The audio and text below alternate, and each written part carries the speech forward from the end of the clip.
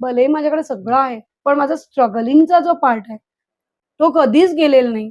मी अजूनही स्ट्रगल करणार जोपर्यंत मी शेवटचा श्वास घेणार. माझे सर म्हणायचे, आता जर गोव्यात कित्येक बायका असतील त्यांच्याकडे मैत्रिणी आहेत, तर मी ॲज अ मैत्रीण त्यांना सांगते, की तुम्ही काहीतरी करा. ते जमणार तुमच्याकडे. इम्पॉसिबल काही नाहीये. फक्त निघा, बाहेर या. तुमची चूल सोडू नका. ते करा. म्हणजे ऑफकोर्स बिझनेस म्हणजे पैसा. आपल्याकडे भांडवल असलं पाहिजे ना. ते नसलं, भांडवल नसलं तर आपण काहीच नाही करू शकत.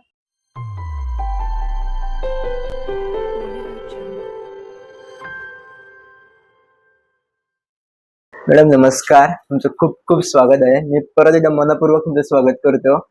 या एपिसोडमध्ये ना आम्हाला तुमची एक लाईफ जर्नी ऐकायची आहे किंवा तुम्ही एक बिझनेस वुमन म्हणून कसे झालात, कारण तुम्ही खूप पण आता मला तुम्ही सांगितलं की तुम्ही जॉबमध्ये होतात, नंतर तुम्ही मोठा गॅप घेऊन नंतर बिझनेसकडे आलात. पूर्ण आम्हाला जर्नी ऐकायची आहे की असं वाटतं ना की बिझनेस इज नॉट इझी, पण तुम्ही कसं बिझनेस करता हे सगळं आम्हाला ऐकायचं आहे या व्हिडिओतून. तर सुरुवातीला ना तुमचं एक चाइल्डहुड आम्हाला ऐकायचं आहे की चाइल्डहुड कसा होता. नमस्कार कौशल. सगळ्यात पहिला तुला तुझे आभार.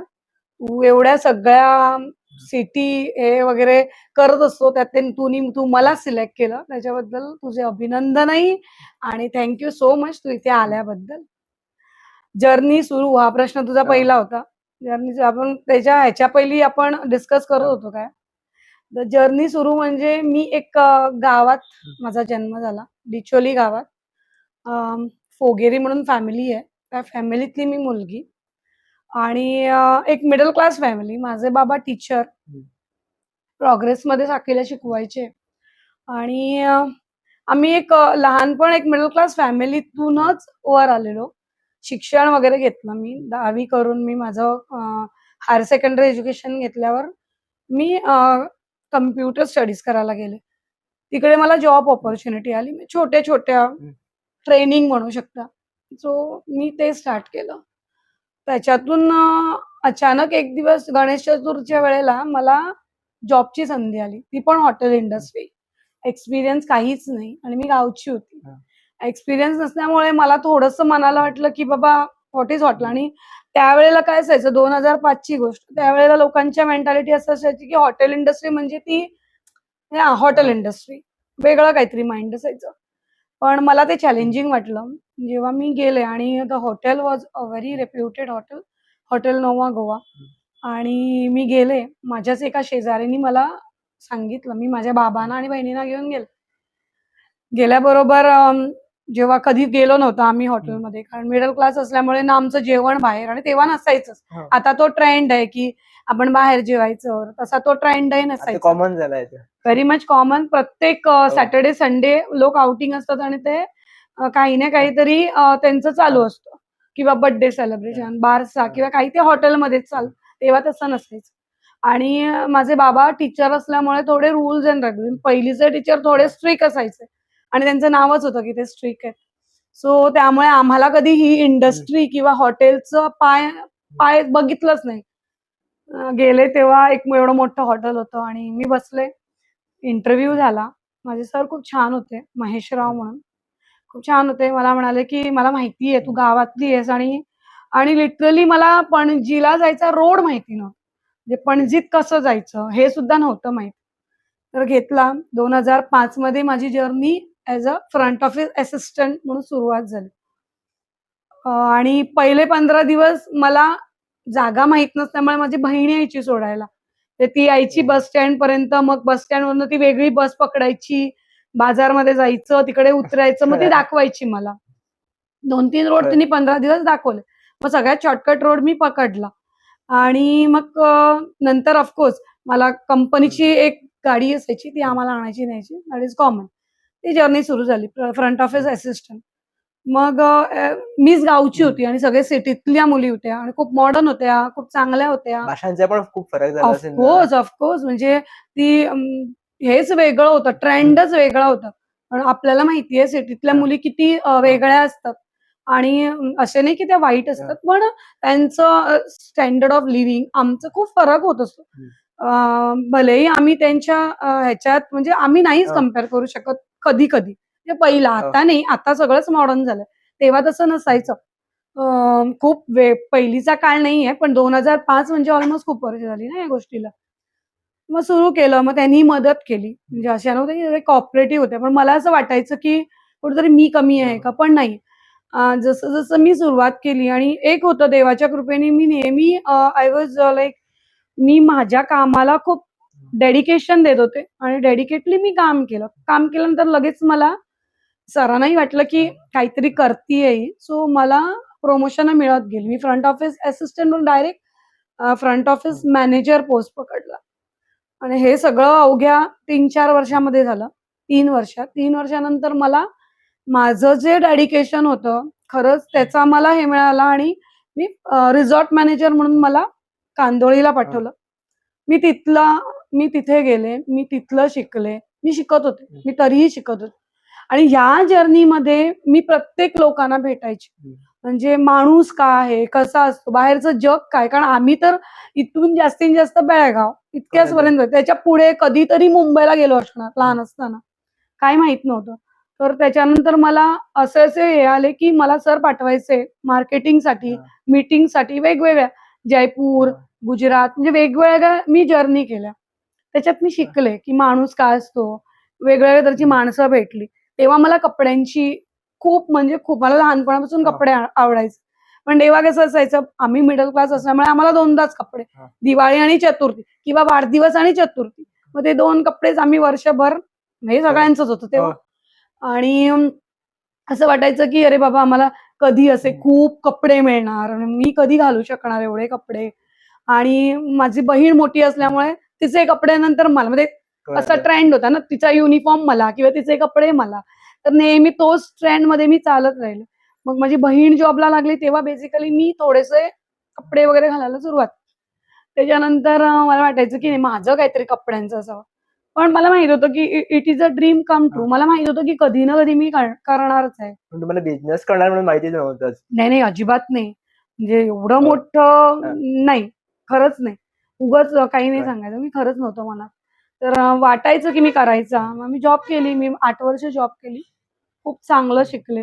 मी पॉलिटिक्स म्हणजे पॉलिटिशियन म्हणजे मी इव्हन आमचे एक सीएम हां. मनोहरभाई पर्रीकर ह्यांच्याबरोबर सुद्धा काम केलं आणि त्या लेव्हलमध्ये काम केल्यामुळे मला कळालं की आपली कॅपॅसिटी काय हां. आहे. त्याच्यानंतर ऑफकोर्स हां. माझं लग्न झालं. लग्नाने मी मिडल हां. क्लासमधून टोटली डिफरंट ह्याच्यात आले. म्हणजे इकडे थोडं हां. वेगळं वातावरण होतं. लग्न झालं. त्याच्यानंतर मी बिझनेसमध्ये हां. म्हणजे मी जॉब हां. सोडली. ज्या डायरेक्ट मूळ रिझाइन हां, केली. मी नाही एक थोडे दिवस केली हां. आणि नंतर मला वाटलं की नाही जॉब सोडावा आता आणि मी राहायची तेव्हा म्हापशात. हां. मी इथून जायची तेव्हा हां. होंडातून जायची, पण मी तेव्हा म्हापशात राहायची लग्न. मग मला वाटलं की नाही आता थोडासा ब्रेक टाकला पाहिजे कारण म्हणजे हां. संसार पुढे तर मी ती जर्नी सुरू केली. मी जॉब सोडला आणि जॉबला चांगला बऱ्यापैकी 10 वर्षाचा गॅप घेतला. कळालं. मला जस्ट इकडे एक विचारायचं होतं, की तुम्ही एक जॉबला चांगल्या पोझिशनला होता. तर तुम्हाला असं वाटलं नाही, की जॉब सोडला तर पण ही सॅलरी किंवा हे सगळं जाणार, कसं काय? नाही, वाटलं. हां. खरंच वाटलं, की जाणार. पण कुठेतरी ना मनाला हां. असं वाटायचं, की मी काहीही करू शकते. मी काहीही करू शकते. माझ्याकडे ती कॅपॅसिटी हं. आहे. आज जॉब भलेही मी सोडला, तरी मी पुढे काहीतरी करणार.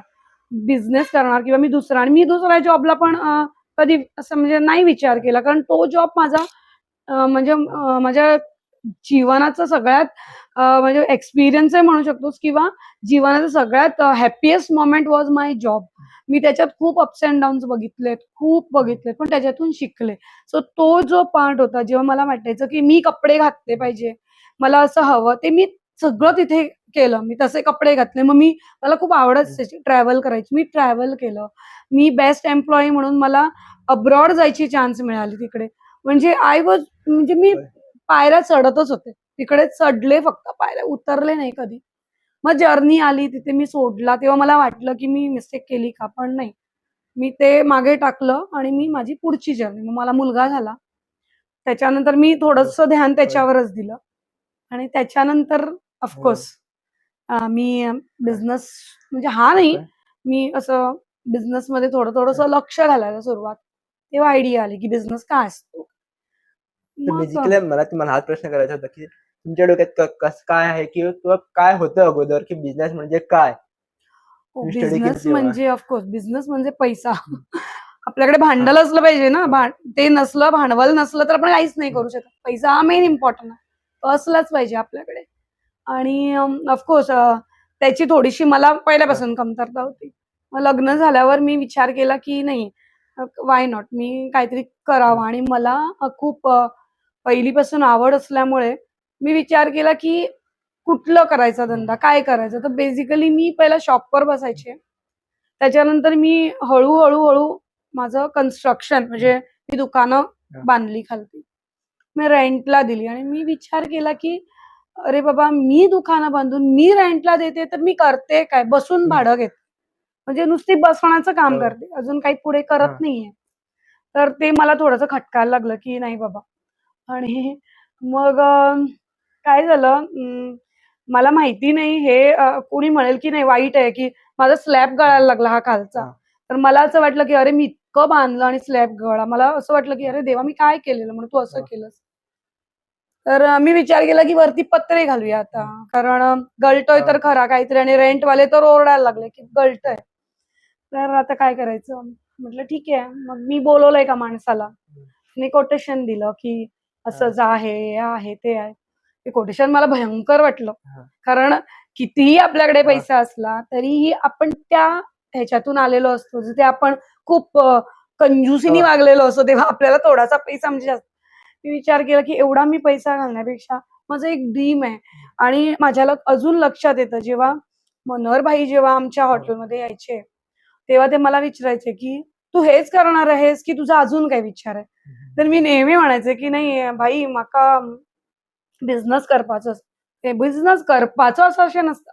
कसलो बिझनेस करूंक जाय? तर ना भाई, म्हाका कपड्यांचो बिझनेस करपाक जाय. कित्याक गो कपड्यांचो? ना म्हाका आवडटा. सो असं बोलणं व्हायचं. तेव्हा मनोहर भाई मला सहज बोलता बोलता म्हणे, चल तू दुकान घाल, इनॉग्रेशन हांव करता. असं मला बोलून गेले. पण काय माहिती ते बिचारे नाही राहिले आमच्यामध्ये. मी हे करेच तोपर्यंत मला खूप वाईट वाटतं त्याचं. कारण ते मला एक नेहमी एक हे द्यायचे की प्रेरणा होते की तू हे कर, तू ते कर, ह्याच्यावर पुढे जा. तुका आता हे मिळलंय, ते मिळलंय, तर ह्याच्यातून पुढे वच, कर तुझं बिझनेस. मला पण वाटायचं की नाही. आणि खरं ते त्यांची प्रेरणा होती म्हणून किंवा त्यांचा आशीर्वादाने मला माहिती नाही, पण मी हा धंदा सुरू केला. मग ते काढलं मी शॉप आणि शॉप काढलं, पण काय करणार ते माहिती नाही. आता परतही रेंटला द्यायचं म्हणजे ते काही म्हणायचे, "अरे दी न्हू रेंटाक दी. कित्याक जाय?" पण नाही, माझं मन. मग मी सहज विचार केला की नाही, चला आपण कपड्यांचं दुकान घालूया. काहीच माहित नाही. कपडे हे काय माहिती, घालायचे माहिती आहेत कपडे वेगवेगळे. कपडे हा प्रकारच माहित नाही. म्हणजे काय असतं मार्केट काय. त्याच्या पहिली मी बऱ्यापैकी शिकलेले, पण ते मला कठीण वाटायचं. केलं शेवटी, म्हटलं चला करूया. आणि मी मी ऑलमोस्ट मला वाटतं एक वर्षभर, म्हणजे हे बांधायच्या वर्षभर आधी मी I used to go and study the market. म्हणजे काय असतं, लोक कसे विकतात, काय रेंज आहे, कुठल्या दुकानात, सिटीत काय रेंज आहे. तुम्ही प्रत्यक्षात मी जायचे, मी सगळ्याकडे जायचे. मी मुंबईला गेले, मी दिल्लीला गेली, मी माझ्या ऑफिस टूरवर असताना मी ती स्टडी करायची की हा कपडा काय असतो, म्हणजे कपड्याची आहे ना, हा काय असतो विचारायचं. हे म्हणजे काय, ही क्या है, वो क्या है. मग ती स्टडी केली होती थोडी. मग इथे येऊन गोव्यात जेव्हा मी, म्हणजे गोव्यात होतेच मी, मी इकडे स्टडी केली. मी पणजीत जायचे, मॉलमध्ये जायचे, बघायचं. भलेही मी विंडो शॉपिंग करायचे, पण मेन मोटो तोच होता की तो कपडा काय आहे, काय रेंजनी विकतायत हा कपडा, किती ह्याला मार्जिन, हे एक अंदाज केलं. शेवटी असा विचार करून हा शेवटी कपड्याचा धंदा पण सुरू. आता एक मला विचारायचं होतं की कपड्यांच्या दुकानात आता खूप कॉम्पिटिशन झाले, खूपच फार झालं. प्रत्येक टप्प्यावर दुकानं दिसतात आम्हाला कपड्यांची. तर तुमच्या डोक्यात असं नाही वाटलं की कॉम्पिटिशन खूप आहे, काहीतरी वेगळंच करायला पाहिजे, किंवा कपड्यात खूप प्रकार असतात, तसं काय डोक्यात तिकडे काय तुमचा प्लॅन होता ऍक्च्युली? मी तुला खरं सांगू, आय एम अ कॉम्पिटिशन. मला ते कॉम्पिटिशन असतं ना, ते करायला आवडतं. कारण मला असं वाटतं की जगात कॉम्पिटिशन नाहीच आहे. प्रत्येक जण इंडिव्हिज्युअली काय करतो ते वेगळं. त्यात माझा विचार मी तुला सांगते काय झालं. माझं मनापासूनचं प्रेम कॉटन, हँडलूम, लिनन आणि खादी आणि ऑफकोर्स जयपुरी कॉटन, ह्याच्यामध्ये माझं खूप, म्हणजे मला खूप आवडायचं हे सगळं. खूप म्हणजे खूप मनापासून आवडायचं. आणि मी वाळपई टू म्हापसा, पणजी तर सोडूनच दे, वाळपई टू म्हापसा मी सर्वे केला एक. की कुणाकडे काय मिळतं. प्रत्येक दुकानावर जायचं, काहीतरी छोटंसं घ्यायचं आणि मग सर्व्हे करायचा, ह्याच्याकडे काय, त्याच्याकडे काय, त्याच्याकडे काय. तर म्हणजे लक्षात आलं, की जे हँडलूम मी म्हणते किंवा जे कॉटन किंवा जे लिनन आम्ही म्हणतो, ते बेसिकली ह्या एरियामध्ये, ह्या बेल्टला, वाळपय ते पणजी कुणाचकडे तू जाशील ना, कुणाचकडे नव्हतं. हे मी 1 वर्ष पहिली केलं होतं, कुणाचकडे नव्हतं. कॉटन असायचं, पण ते एक वेगळं कॉटन, हँडलूम किंवा लिनन. लिनन तर ट्रेंडमध्ये असल्यामुळे 1-2 शॉपवर मी बघितलेलं. पण जयपुरी कॉटन वगैरे खूप रेअर असं, म्हणजे म्हणजे तो प्रिंटेड, कारण लोकांची मेंटॅलिटी, कुणाची इव्हन माझी, वी प्रिफर काहीतरी प्लेन, त्याला थोडंसं काहीतरी एम्ब्रॉयडरी, तितकंपर्यंतच होतं. माझं सुद्धा तितकंच होतं तसं बघायला गेलं तर. मी विचार केला, म्हटलं चला हँडलूमवर टाक. मग जेव्हा हँडलूम मी विचार केला, तेव्हा मला लोक म्हणाले, "अरे काय मूर्खपणा आहे. इथे कोण तुझं हँडलूम घेणार? किंवा इथे कोण तुझं खादी घेणार आहे?" मी म्हटलं, "असं काही नाहीये." आता सगळे लोक, आणि ऑफकोर्स वाळपय, साखळी, हे सगळे जे पब्लिक आहे, they very well know what is handloom. कारण त्यांनी बघितलेलं आहे. आणि हँडलूम कसं होतं बेसिकली, आपण फक्त बघतो ते लोकोत्सव किंवा मोठे-मोठे एक्झिबिशन मध्येच बरोबर. हँडलूम येतं. कारण ते रिझनेबल असं नसतं. त्याची कॉस्ट थोडी जास्त असते थोडी त्यामुळे. जास्तच असते ऍक्च्युली कॉस्ट. भयंकर. म्हटलं ओरिजिनल आणायला गेलं तर ती भयंकरच असते. म्हणजे आपल्यासारख्या माणसांना किंवा जे रेग्युलर कपडे चेंज म्हणजे वेगवेगळे घालायचे, त्यांना नाही परवडत हे सगळं. तर मी विचार केला, की आता ह्याच्यात काय करायचं? म्हणतात लोक ते बरोबर आहे, हँडलूम इज अ चॅलेंज, आणि मला चॅलेंज घ्यायला खूप आवडतं. जसं मी तुला म्हणाले, की मी हॉटेल इंडस्ट्रीची नव्हते, पण मी ती इंडस्ट्री घेतली आणि मी त्याच्यात करून दाखवलं. तर तो एक चॅलेंज मला इथेही वाटला. म्हटलं चल, मला खूप जणांनी म्हटले नको ही रिस्क, नाही बघूया. मी स्टार्ट केलं. मी बेसिकली फर्स्ट नाही आणलं हँडलूम. मी कुर्तीज वगैरे आणायला सुरुवात केली आणि इनॉग्रेशन दिवशी माझ्याकडे 6 महिन्याच्या, मी सेकंड मीला इनॉग्रेशन केलं, तेव्हा बेसिकली माझ्याकडे तसा स्टॉक हँडलूमचा नव्हता. भरपूर कमी होतं. मग मार्केटच स्टडी करायचं होतं ना मला. कॉटनवर मी मग त्या बॅग्स असतात कॉटनच्या, त्या मला आवडायच्या. मी त्या आणल्या. मग म्हटलं चला बघूया. मग स्लो माझ्याकडे कस्टमर यायला लागले आणि मी त्याच्यानंतर 1-2 महिने कस्टमर स्टडी केला, की बाबा त्यांना काय हवंय. कारण मी लादू नाही शकत थोड्या गोष्टी कोणावरही. तर यायचे मला म्हणायचे ना शेप असं. मग मी माझा मार्केटिंगचा बेस असल्यामुळे मी हँडलूम काय हे त्यांना सांगायला सुरुवात केली. What is handloom? हँडलूम का घालावं? किंवा काय असतं? लिनन काउंट हा काय असतो? मग आपलं का आपण कॉटन वापरायचं? गोव्याची जी वेदर आहे त्याला आपण का कॉटन वापरलं पाहिजे? किंवा आपण कुठे राहतो तिकडे पॉलिस्टर का नाही वापरायचं? त्याच्यामुळे काय-काय त्याचे दुरुपयोग किंवा त्याचे उपयोग दोन्ही समजायला सुरुवात. मग हळू बेस बसली. बेस बसल्यामुळे माझे फिक्स कस्टमर झाले. म्हणजे त्यांना माहिती होतं की हँडलूम माझ्याचकडे. आणि तू बिलीव्ह नाही करणार, माझा स्टार्ट वॉज वाळपय. म्हणजे भलेही मी होंडात होते, माझे इथले कस्टमर मला वाटतं 10%, पण 90% माझे वाळपयचे कस्टमर होते. आणि टू माय हे म्हणतात तसं, म्हणजे मी विचार नव्हता केलेला. वाळपय म्हणजे आम्हाला वाटायचं पण नाही, खरंच वाळपय खूप चांगलं सुधारलं. आणि माझ्याकडे जितके कस्टमर सगळे लोकोत्सवचे. ते म्हणायचे की लोकोत्सवला अरे आम्ही इतक्या कॉस्टली घ्यायचो आणि तुझ्याकडे इतकं स्वस्त आहे, हीच साडी मी इथे. मला बरं वाटायचं. कारण मी खूप, माझ्या दुकानाचं नाव तुला माहिती आहे, अफोर्डेबल. नाव कसं ठेवलं मी विचारणार. कारण नाव पण एवढं वेगळंच. नाव, लोगो ह्याच्या मागे खूप स्टडी केली. नाव एवढ्यासाठीच होतं की मला लोकांना, म्हणजे मी खरं सांगते तुला, ऑफकोर्स बिझनेस आहेच, पैसे कमवायचे आहेतच. पण मला बेसिकली लोकांना एकदम म्हणजे असं मार्जिनल, म्हणजे हे कपडे आता, कारण मी हे भोगलेलं होतं पहिलं, की मला आवडायचे काही कपडे, पण ते माझ्या बाबांच्या, ऑफकोर्स असे काही गरीब नव्हतो आम्ही, पण आम्हाला वाटायचं की नाही, एकट्या कमवणाऱ्यावर काय आम्ही हे लादायचं. तर मी ते बघायचे, पण मी नको रे बाबा, हे महाग आहेत. पण तेच कपडे आपण कमी रेटनी दिलं तर लोक एन्जॉय करू शकतात ना. म्हणजे माझ्याकडे कॉलेजची मुलं येतात, त्यांच्याकडे तेवढेच पैसे असतात. माझ्याकडे कित्येक मुली येतात आणि म्हणतात, "ना काकी, माझ्याकडे आईन पैसे ₹500 दिले आहेत." मला असं वाटायचं की जाऊ दे, लेट देम एन्जॉय, कारण हा त्यांचा वय आहे. मग मी खूपदा असं पण करते की मलाच रेट बसले त्यांना देते, कारण त्यांना घालायची आवड आहे. आणि 4 लोकांना त्या जाऊन सांगतात की नाही ती असं करते, देते, स्वस्त देते. मग ते एक नाव पण राहिलं पाहिजे. आणि आता मी तुला सांगते 6 महिन्याच्या माझ्या जर्नीमध्ये अजूनही मी शिकतेय. पण 6 महिन्याच्या जर्नीमध्ये प्रत्येक माणूस जो माझ्या दुकानावर येतो, तो खरंच म्हणतो, की तू जे कपडे दिले ना, इतके लोकांना आवडतात आणि इतके रिझनेबल, आणि प्रत्येक जण आहे तुझ्याकडे स्वस्त आहे. तर ते ऐकायला इतकं बरं वाटतं, की माझ्याकडे स्वस्त आहे. म्हणजे तो एक जो ते एक सुख, ते मला वेगळं आहे. जस्ट मला तिकडे इकडे मला डिस्टर्बन्स करतो मी. आता ऑनलाईन वरती आम्ही फ्लिपकार्ट किंवा Amazon बघितलं, त्यात ऑफर्स खूप चांगले आहे. 80% ते 90% पर्यंत ऑफ देतात. तिकडे तुमचा रिझनेबल प्राइस असतो का? कसं काय असतं तिकडे पण तुम्ही कसं बघतात त्यांना? आणि ते पण एक तिकडे पण असंच भेटणार हो, स्वस्तमध्ये? अगदी, अगदी. हा प्रश्न खरंच चांगला आहे. कारण हे पण एक कॉम्पिटिशनच आहे म्हणू शकतो आम्ही. त्या कॉम्पिटिशनमध्ये उभं राहणं हं. आजच्या ह्याच्यात खूप कठीण आहे. पण मी तुला एक सांगते, म्हणजे जनरल हां. जी माझा विचार, आपण ऑनलाईन घेतलं. आता समजा मला एक फंक्शन आहे. उद्या फंक्शन सडनली आला, की मी ऑनलाईन काय ऑर्डर नाही करू शकत. त्याच्यासाठी मला यावंच लागलं. आणि हो. प्रत्येक, म्हणजे मला वाटतं 80% माझ्यासारख्या बायका असतील, त्या अरे उद्या फंक्शन, आज काहीतरी हवंय, ते दुकानावर जातात. आणि मी I am not online shop, म्हणजे मी करायचं असं नाही की. आणि मी तुला सांगते, जेव्हा आम्ही ऑर्डर करतो, ती गोष्ट आपल्याकडे येते. आपल्याला एकतर माहिती नसतं ती साईज आपल्याला होणार की नाही. कारण ऑनलाईनवर आपण काय नुसतं असं बघत असतो, की ही साईज, ही साईज. आपल्याला गॅरंटी नसते, की ती आल्यावर आपल्याला साईज हं. होईल.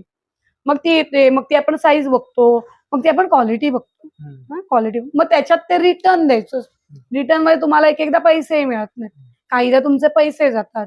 काहीदा तुम्हाला दुसरं काहीतरी घ्यावं लागतं. पण ते काय, तुम्हाला ऑप्शन नसतं म्हणून घ्यावं लागतं. तुम्हाला तो जो पर्टिक्युलर आयटम त्यावेळेला मिळत नाही. आणि क्वालिटी वाईज आपण जर कंपेअर करू, मी खूपदा आणून ठेवते. मी ऑनलाईनचं सामान आणते आणि मी माझं सामान, मी क्वालिटी दाखवते प्रत्येक बघा, ही आहे क्वालिटी. आता हीच साडी, ही साडी तू मार्केटमध्ये ₹1200 ला घेणार, ही मार्केटमध्ये तू ₹600 ला घेणार. पण विचार कर, ₹600 माणूस का देतोय? त्याच्यात काहीतरी फरक असणार. हो. अगदी. म्हणजे मोठासा डिफरन्स असल्यामुळे तू ते 600 हाल्फ रेटला काही कोणी हो. आपला लॉस करून कोणीच देणार नाही धंद्यात. बरोबर आहे. जो धंद्याला बसलाय तो लॉस करून येणारच नाही. ते मी असू दे. ₹100 तरी मला मिळायला हो. हवे ना.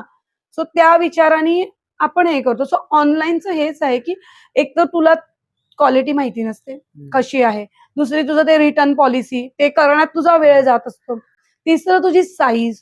तुला एकदा ही साईज होते आणि कित्येकदा मी बघितलंय स्वतः. मी आणते, मी एरवी कुठलातरी ब्रँड, आता आपण ब्रँडेड म्हणतो. ऑनलाईनला ते ब्रँडेड नसतं. ती सेकंड, थर्ड कॉपी असते. फर्स्ट, सेकंड, थर्ड अशी कॉपी असते. मग ते जे ब्रँडचं आपण आणतो, ती साईज. आता तू कुठेही जा, तू Levi's फॉर एक्झाम्पल, Levi'sचं ऑनलाईन शॉपिंग बघ. मी तुला सिंपल सांगते. मी एक टॉप घेतला Levi'sमध्ये पणजीला, आणि काय माहिती मला लक्षात नाहीये त्याची रेट. आणि तिकडे तो त्यावेळेला जेव्हा मी घेतला तेव्हा 10% डिस्काउंटवर होता. आणि मी तोच आले आणि मुद्दाम 1-8 दिवसांनी मी ऑनलाईन, म्हणजे त्यांच्या साइटवर जाऊन बघितले. तो त्या रेटला होता, डिस्काउंटेड नव्हता. प्लस त्याला जर सीओडी आहे तर शिपिंग चार्जेस वेगळे होते. म्हणजे डिफरन्स कळाला ना तुला. मला तिकडे 10% फॉर्च्युनेटली डिस्काउंटही मिळाला. मला घालूनही बघता आलं. मला कळालं की ते मला सूट होतं की नाही. आता कुठलाही टॉप मी ऑर्डर करते, तो मला सूट झाला पाहिजे ना. मी मॉडेलला बघते. अरे मला त्या मॉडेलमध्ये नाही बघू शकत, कारण आम्ही दोघे वेगळे आहोत.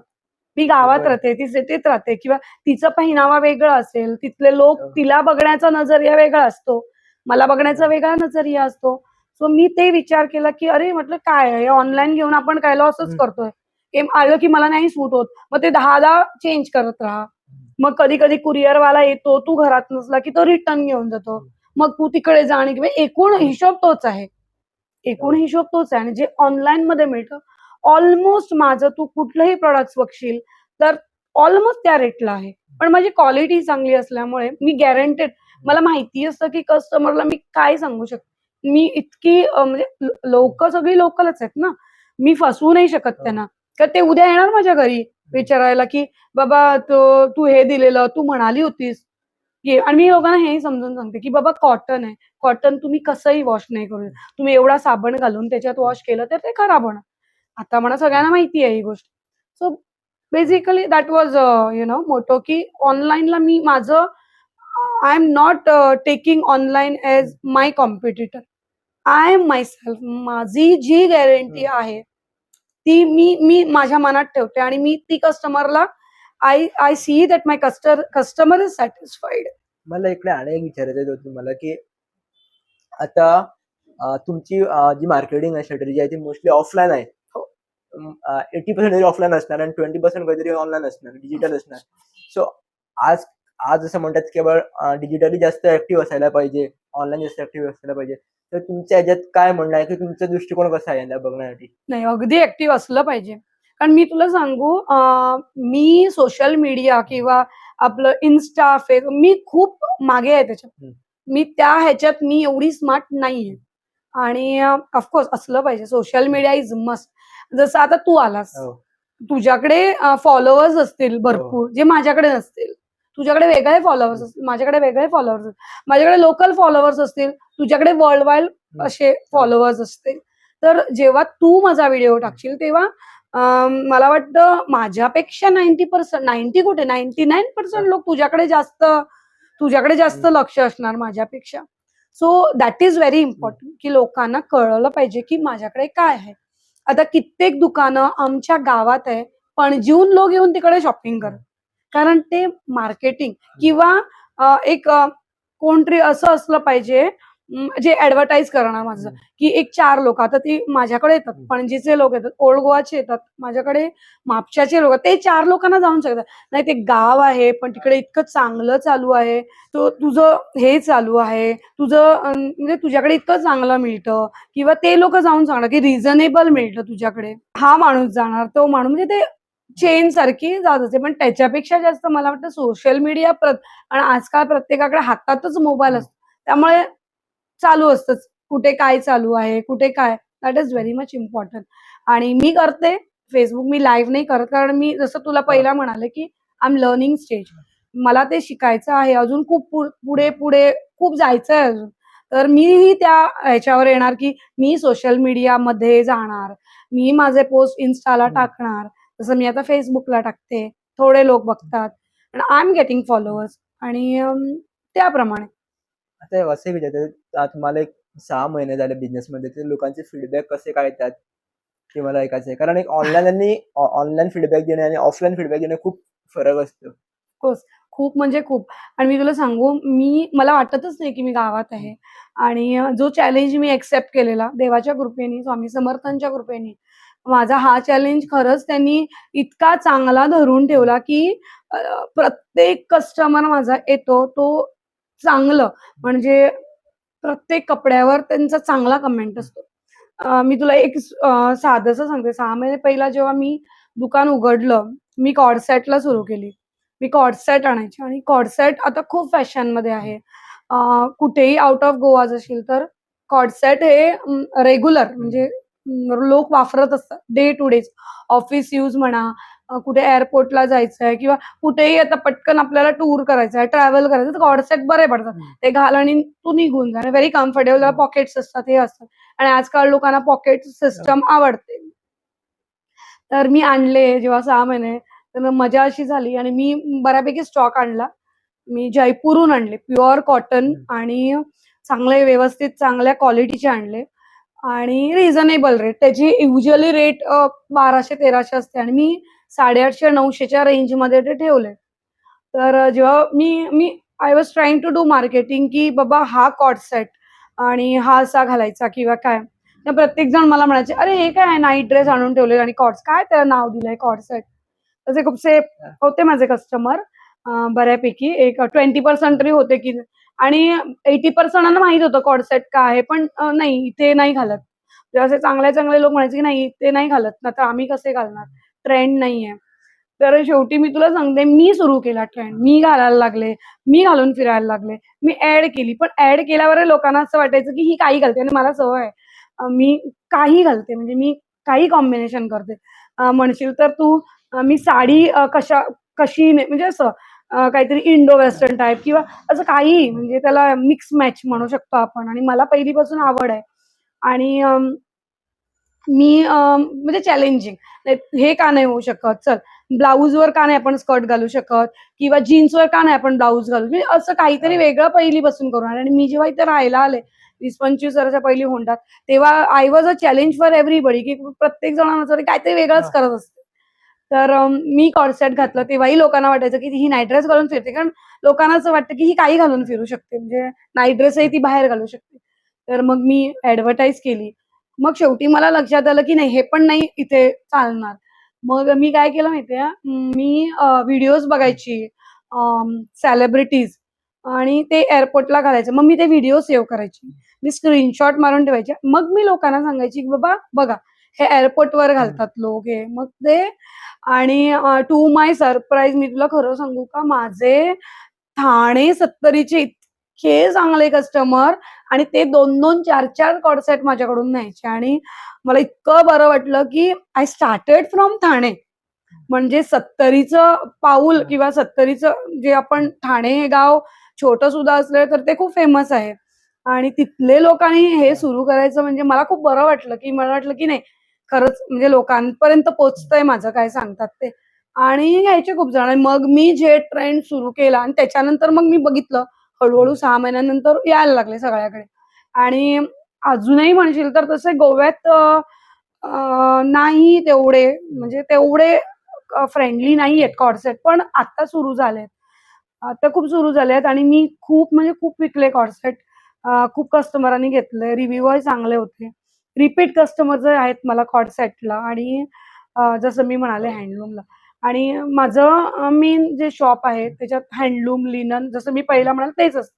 नो डाऊट मी थोडं आणते, थोड्या साड्या किंवा थोडं मी आणते, कारण प्रत्येक गोष्ट मी, असं नाही की मला हवं तेच. कारण जर मला बिझनेस करायचा आहे, तर मला थोडं काहीतरी वेगळं ठेवलंच पाहिजे, जे लोकांच्या आवडीचं आहे. मग त्या आवडीत मी थोडं माझं ढकलते आवड. मग मी कधी असं घालून की लोकांना वाटतं की हां, छान वाटतंय, बरं वाटतं. कसं असतं, हँडलूम ही गोष्ट अशी आहे जी तुला बघताना चांगली नाही वाटणार. असं वाटणार की ज्यांनी नाही घातली ना, असं हे नाही आवडत, त्याला इस्त्री मारावी लागते, किंवा ना हे धुवायला थोडं कठीण आहे. ह्या साड्या आपल्या कशा घेतल्या आपण धुल्या की सुकल्या लगेच. पण हँडलूम ते नाहीये. पण त्याची जी रॉयलिटी आहे, जेव्हा आपण हँडलूम किंवा आपण लिनन घालतो, तेव्हा ते घालण्यात जो फील आपला स्वतःचा आहे आणि जो लोकांचा बघण्याचा नजरिया आहे, की लोक ज्या ह्यानी बघतात तुला. आता मी पहिला इथे कोण नव्हते घालत. मी लिनन घालून जायचे किंवा मी हँडलूम. तेव्हा लोक म्हणायचे, "अरे काहीतरी वेगळं आहे, किती छान वाटतं." ते भलेही त्यांनी घेऊ नको, पण त्यांना नाही घ्यायचं, कारण त्यांना ते कसं वॉश, इझिली वॉश किंवा असं आहे, किंवा हां, पटकन घालू ते हँडलूम वगैरे, थोडं इस्त्री मारून घालणं हे ते म्हणजे लोकांना नाही आवडत. पण जेव्हा मी घालायचे तेव्हा लोक म्हणायचे, "वाह! किती छान आहे, किती बरं वाटतं." म्हणजे रॉयल वाटतं. म्हणजे ती जी आपली रॉयलिटी आहे. आता तर इतकं, इतकं हँडलूम आणि कॉटन वाटलंय. आपण बघतो की ते केरीला पण आता आपल्या ज्या गोव्याच्या साड्या आहेत, कुणबी, त्याची सुद्धा आता ते तयार करतात आपल्या 70मध्ये. And I am so proud, की मला खूप बरं वाटतं, की हँडलूम 70नी हातात घेतलं. म्हणजे असं नाही, की ते मी सुरू केलं किंवा ते सुरुवात झालं ऑलरेडी. ऑलरेडी झालं त्याची सुरुवात. म्हणजे हँडलूम यायला लागलं, लोक घालायला लागले. आणि आता मी प्रत्येक जे कॉन्फरन्स किंवा जे हे होतात आपले कुठल्यातरी एम-एल-एचे जे बैठक होते किंवा मोठे काहीतरी प्रोग्राम्स होतात किंवा मीटिंग्स होतात, त्याच्यात मी कित्येक बायका बघते, की त्या लिनन घालतात, त्या हँडलूम घालतात, त्या कॉटन घालतात. आणि इतकं छान वाटतं. आपल्या सीएमच्या मिसेस आहेत. ते सुद्धा, त्यांचं सुद्धा तू बघशील तर त्या कॉटन किंवा त्या हँडलूम त्यांना पण आवडतं खूप. माझं पण त्यांच्याकडे बोलणं झालं. पण ते पर्सनली त्यांनाही आवडतं. म्हणजे now it is in trend. मग त्यांना तर ते पहिलीपासून आवडायचं. पण त्यांच्यापासून सुद्धा लोकांनी सुरुवात केली, की हां, ह्यांनी घातलं, चला आपण पण ट्राय करूया. मग ते आता हँडलूम खूप कॉमन झालं आणि खूप जण घालतात. आणि म्हणजे जसं आपण म्हणालो, बेसिकली लोकांना कसं असतं, लोकोत्सव हा एकच माइंड आहे. म्हणजे मी एक व्हिडिओ पण त्याच्यावर बनवला होता मागे, की मी सुद्धा तू विचारशील तर पैसे जमवून ठेवायचे आणि मग लोकोत्सवाला, की पण आपण हा विचार कधीच केला नाही, की आपण जे लोकोत्सवला घेतो, ते भलेही आपण डबल रेटला घेतलं, तर आपण मोस्टली कस्टमर जे आहेत ते आपणच, मी सुद्धा असं विचारते, हा कुठला बेंगॉली माणूस आला तर आपण जातो आणि हा याच्याकडे चांगला आहे, याच्याकडे. अरे बाबा, तो माणूस परत आपल्याला नाही भेटणार आहे, आपल्याला काही कंप्लेंट तो नाही भेटणार आहे, आपण हा विचारच करत नाही. हा, तो बंगाली आहे म्हणजे त्याच्याकडे बरं असतं, असं काहीही नसतं. आमच्या गोवन बायका आता इतक्या चांगल्या सुद्धा आणि इतके चांगले प्रोडक्ट्स आणतात. आणि मी तुला सांगू, गोव्यात इतक्या चांगल्या बायका, वुमन एम्पॉवरमेंट इतकं वाढलेलं आहे. मला वाटतं की प्रत्येकाने गोवन्सकडून काहीतरी, इव्हन लोकोत्सवला, मी नाही म्हणत की तुम्ही लोकोत्सवला जाऊ नका, माझ्याकडे या, नाही, तिकडे व्हरायटी तुम्हाला मिळणार, पण ट्राय करा की तुम्ही त्या गोवन बायकांकडून काहीतरी घ्या.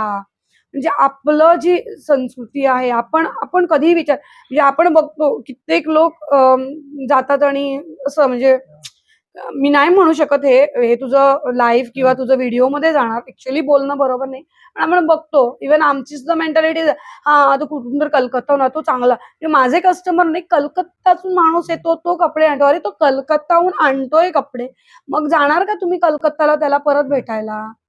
एक तुम्ही, मी जी साडी, तुला मी खरं सांगते, मी जी साडी 1200ला विकते, ती तो 4000ला देऊन जातो इथे मोठ्या मोठ्या लोकांना, म्हणजे जे कोण हाय स्टँडर्ड होते ना, 4000. आणि त्या खराब झाल्या ते विचारत नाहीत, कारण ते 4000ची साडी ना, मग त्याची ते व्यवस्थित केअर घेतात.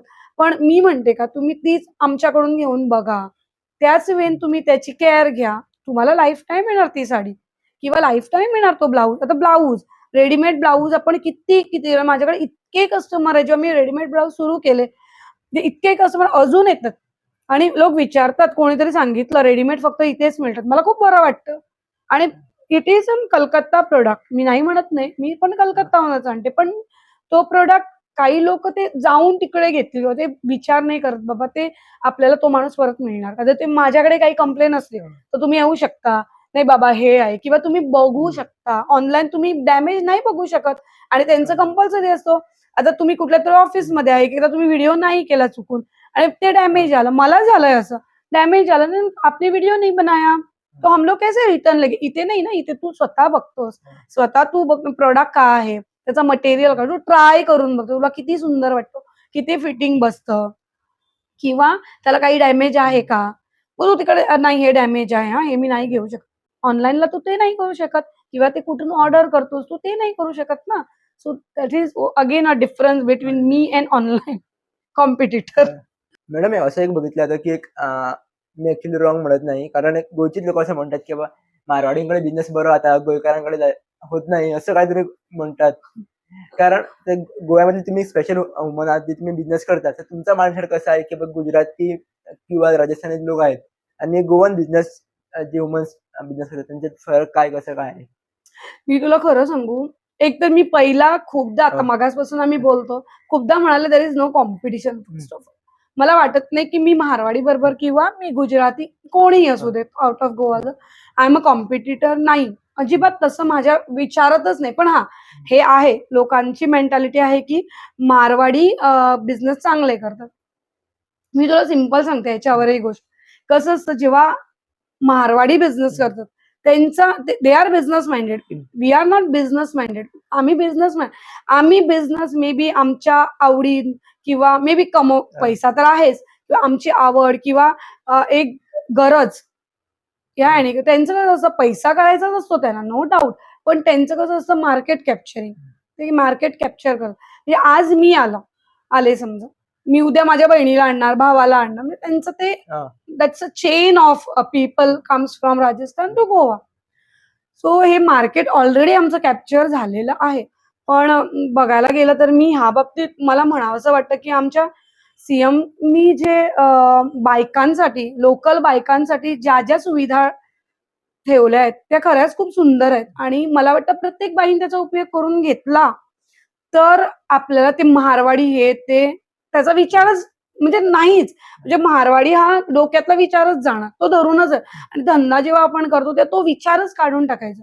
आता त्यांच्याकडे लोक जातात, याचं कारणही मी तुला सांगते.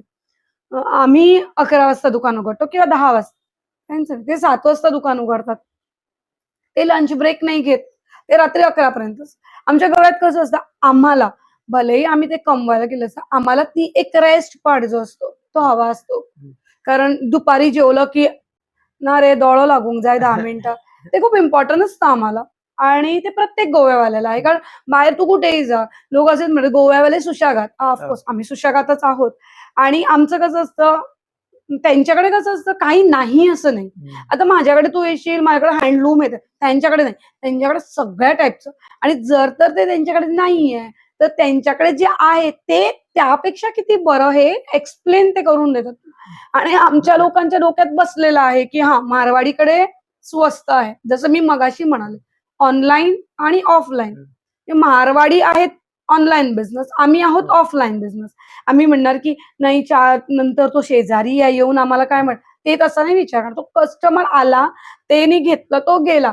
त्याच्यानंतर ते त्याला माहिती असतं की ते त्या प्रोडक्टवर आपण काय सांगायचं, की ये ऐसा है, वो ऐसा है. आणि लोक त्यांचं ऐकतात. ती भूल पडलेली आहे आमच्या डोक्यात. ते आमच्या डोक्यात आहे. ऍक्च्युली मारवाडी गोवन संस्कृती आमच्या डोक्यात आहे. किंवा आमच्याकडे खूपदा मी मी मी गोवन असून मी हे म्हणणं बरोबर नाही. पण आम्हाला थोडे पेशन्स नसतात. पेशन्सचा पाड आमच्याकडे खूप कमी असतो, की बाईच असं नाही, पुरुष सुद्धा आमचे गोवन पेशन्स नाहीये. एक 4 दाखवले, की "अरे तू घेता काय ना? किती म्हणून जाय." मग त्यांचं ते नाही. "नहीं मैडम मेरे पास ये भी है, मेरे पास वो भी है. रुको ना मैं और कुछ दिखाता हूँ." मग त्यांना ते ते आमचं कसं आहे, आम्ही शिकलेलो नसतो तो कस्टमर कसा आहे. आम्ही स्टडी नाही केली. शिकलेलो म्हणजे आम्ही स्टडी नसलेली केलेली असते, की तो कस्टमर कसा आहे. त्यांनी स्टडी केलेली असते. त्यांना प्रत्येक कस्टमर ते त्यांचं जन्म बिझनेसमध्ये झालेला असतो. आणि आमच्या ज्या आता जे गोवन आमचे करतात, आमचा जन्म बिझनेसमध्ये झालेला नाहीये. आमचा सुशागात जन्म झाला. त्यांचा त्यांचं ते लहानपणापासून. असं मी एक माझ्याकडे एक ओळखीचे आहेत आणि ते राजस्थानी आहेत. तर त्यांनी मला सांगितलं, मी त्याची एक छोटीशी तुला एक्झाम्पल देते. ते म्हणाले, की माझा मुलगा शिकतोय. तर म्हणाले, की 8वी की 10वी माझ्या लक्षात नाही. झालं, की मी आणि ते बिझनेसमॅन आहेत आणि करोडपती आहेत, करोडपती. तर ते मला म्हणाले, "नहीं, मेरा लड़का अभी पढ़ रहा है, लेकिन 10वीं होने के बाद वो उसको मैं एक शॉप पे काम पे लगाऊँ." मी म्हटलं, "का?" तर म्हणाले, "नाही, आमच्यात ती सिस्टम आहे. मुलगा शिकला ना, की त्यांनी कुठेतरी काम केलंच पाहिजे." मग ते काहीतरी मारवाडी आहे. ते काम केलंच भलेही माझ्या दुकानावर, पण माझ्या दुकानावर मी नाही ठेवणार. कुठल्यातरी तिसऱ्या माणसाच्या दुकानामध्ये तो 6 महिने काम करतो. म्हणजे तो करोडपती माणूस मुलगा म्हणजे वडिलांचा मुलगा तो जातो आणि कुणाच्या तरी दुकानावर as a staff, as a काय आपण म्हणतो ना, सेल्समॅन म्हणून तो काम करतोय. आम्ही करू शकतो का? नाही करू शकत. आणि ते म्हणाले, की ते करायलाच हवं त्याला. जेव्हा तो करणं तेव्हा मग त्याला ती जी कळ आहे, जी बिझनेसमध्ये तो तो जो ओनर आहे तो त्याला ओरडणार किंवा कस्टमर त्याच्यावर तो काही करू शकत. आपला असला तर तो रुबाब दाखवणार, की "नाही माझं आहे ना, नाही घेत जा तू." असं होणार. पण ते त्याला तो जो पिंच आहे, तो जो चिमटा आहे, तो त्याला कळायला हवा. मग मी आय वॉज लाइक अरे बापरे! म्हणजे किती विचार आहे या लोकांचा. करोडोने तो म्हणतो माझ्या मुलाकडे iPhone, iPad, माझ्याकडे हे आहे, माझ्याकडे ते आहे, माझ्याकडे Mercedes आहे. पण तरीही त्या मुलानी सायकल किंवा चालत जाऊन त्या दुकानात काम करायला हवं. जे इट इज लाइक अरे बापरे! नाही करू शकत आम्ही हे. नाहीच करू शकत आम्ही हे. हे आमचा डिफरन्स आहे. कारण आमच्या मुलाला माहितीच नाहीये ना, तो चिमटा काय आहे. त्यांच्या मुलांना तो चिमटा आलेला असतो ना, म्हणून ते बिझनेसमध्ये रुळलेले असतात. आणि त्यांचं माइंड मनी, पैसे हे सगळं काही. आम्ही ना रे, माझं चुलतं बरं ना रे, थंय वचूंक जाय रे, माझी मामा बरो ना रे, कोणाची मूंज आसा रे, कोणाचे बर्थडे पार्टी आसा रे, आम्हाला सगळंच फंक्शन लागते बेसिकली. सगळं लागतं आम्हाला. आता आमचेच लोक तू धर, अब्रॉडला जाऊन राहतात. आता मीच उद्या गेले अब्रॉडला. लागणार काही फंक्शन नाही. आम्ही काय विचार करून जातो? हां, आम्ही तिकडे आम्ही कमवायला आलोय.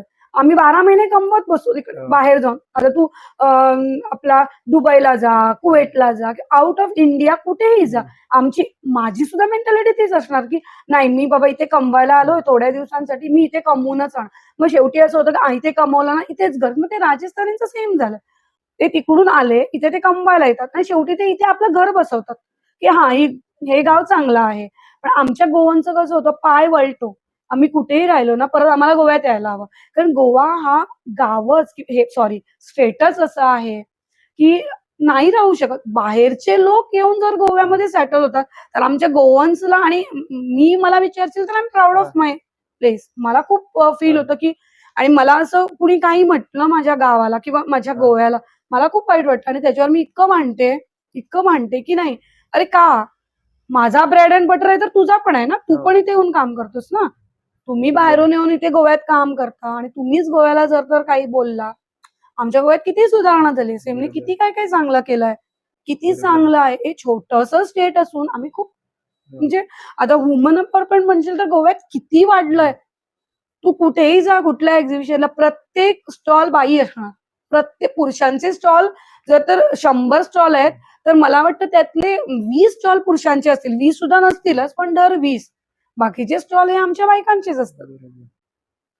म्हणजे हे this is a difference between Marwari. तुम्ही आता म्हटलं ह्युमन एन्व्हायरमेंट म्हटलं, याच्यासाठी स्कीम कुठल्या आहे? कारण एक मिडल क्लास फॅमिली आहे ना, त्याच्यासाठी बिझनेस करणं म्हणजे खूप मोठं आहे. बिझनेससाठी पैसे लागतात, जे तुम्ही अगोदर सांगितलं. तर त्यांनी कसं काय करावं गोव्यामध्ये? भांडवल भयंकर लागतं. मी तुला सांगू, मी मला त्या दिवशी जसं कोणीतरी म्हणालं, की "तू बिझनेस करते, तुला लोन" आणि मला ह्या गोष्टीची खरीच माहिती नव्हती. ऐकलं होतं, पण माहिती नव्हती. आणि बेसिकली माझ्याकडे थोडा भांडवल असल्यामुळे मी सुरू केलेलं. तर मला म्हणाला कोणतरी, "अरे सीएमच्या इतके चालेल." मी ऐकलं. मी एक्झिबिशनला गेलेले, तर सीएमच्या मिसेस आल्या होत्या. त्या पण बोलल्या होत्या तिकडे, की असं-असं असतं. तर मी तुला खरं सांगू का, मी त्या दिवशी गेले. मला कोणीतरी म्हणालं, की चांगल्या स्कीम्स आहेत. तर मी पण विचार केला, इतक्या स्कीम्स आहेत तर व्हाय नॉट? तर मी गेले तिकडे. गेले आणि मी ईडीसी कॉम्प्लेक्स पणजीला गेले बेसिकली. जीसीसीआयनी मला तिकडे सांगितलं, की मी कोणाकडे बोलले जीसीसीवरून. ते म्हणाले, की "जा आणि बघ." मी गेले. तुला मी खरं सांगू, इतक्या सुंदर योजना आहेत, इतक्या सुंदर योजना आणि जेव्हा तू तिकडे जाशील, मी पहिला तिकडच्या जीएमना भेटले आणि ते इतके चांगले होते, इतके चांगले होते. त्यांनी मला एक्सप्लेन केलं. कॅथलिक होते ते. जॉन सर असं काहीतरी नाव होतं आणि पहिला मी घाबरतच गेले. म्हटलं, की नाव ऐकून आणि त्यांना बघितलं ना मी, तेव्हा असं वाटलं, "अरे बापरे!" म्हणजे मी घाबरले कारण असे एकदम लांब-लांब उंच वगैरे होते. म्हटलं, "अरे बाबा, हे आणि काय भडकतील वगैरे आपल्या." पण नाही. त्यांनी बसवलं चांगलं व्यवस्थित सगळं विचारलं बॅकग्राऊंड आहे ते आणि त्यांनी इतकी सुंदर कल्पना दिली, की तुम्ही बिझनेस 0 पासून जर तुम्हाला बिझनेस स्टार्ट करायचा आहे, तर कसं करायचं? मग मला ते म्हणाले, की ग्राउंड फ्लोअरला जा. मी ग्राउंड फ्लोअरला गेले तर तिकडे एक परत कॅथलिकच होत्या, त्या मॅडम होत्या आणि त्या पण इतक्या सुंदर बोलल्या आणि मी जसं-जसं मी म्हणाले ना, त्यांनी ऑप्शन्स दिले. म्हणजे बेसिकली कसं असतं आपल्या माइंडमध्ये असतं, हां, गव्हर्नमेंट ऑफिसमध्ये गेले, की ते ओरडणारच. ते काहीतरी असं अंगावर येणार. पण तसं काहीही नव्हतं जेव्हा मी ईडीसीमध्ये गेले. It was like such a pleasure आणि मी खरंच अर्धा तास उगीच काढला तिकडे. खरंच उगीच काढला. पण मला आवडली स्कीम. म्हणून तिथे लोनची स्कीम आहे. म्हणजे तुम्हाला लेडीजना काय करायचं असेल, जेंट्सना इव्हन काय करायचं तर आमच्या ज्या गव्हर्नमेंटनी, आमच्या जे सीएमनी किंवा आमच्या पंतप्रधानांनी जे बायकांसाठी किंवा जे मिडल क्लास किंवा ज्यांच्याकडे भांडवल नाही, त्यांच्यासाठी ज्या स्कीम ठेवल्या आहेत ना, मी तर प्रत्येक बाईला आवर्जून सांगेन, की तुम्ही जा ईडीसीमध्ये त्याचा फायदा घ्या. तुम्ही लोन घ्या. जस्ट 2% वर तुम्हाला लोन मिळतं. तुम्ही बँकमध्ये 8, 10, 12% लोन मध्ये इन्व्हेस्ट करतायत. नको. जायचंच बँकेत. असं नाही, की बँक बंद करायची. पण ईडीसीच्या ज्या स्कीम्स आहेत किंवा त्यांच्या ज्या योजना आहेत, त्या इतक्या सुंदर आहेत आणि खरंच घाबरू नका. हे करा आणि या स्कीमचा आणि का आमच्या सीएमनी सांगितलंय त्या फायदा घ्या. खरंच त्या घेण्यासारख्या आहेत. आम्हाला वाटायचं, की नाही बाबा ते आणि कुणासाठी असतील, हा माणूस त्या फावरा व्हायचे पटेल असं काहीही नाहीये. कुणीही जाऊन येऊ शकतं. एक साधारणची बाई झाडू सुद्धा मारत असेल, तर ती जाईल तर ते चांगलं एक्सप्लेन करतात, की तुला इतकं-इतकं लोन मिळतं आणि ते लोनच्या ज्या स्कीम्स आहेत त्या व्यवस्थित अर्धा तास बसून तुला त्या एक्सप्लेन करतात.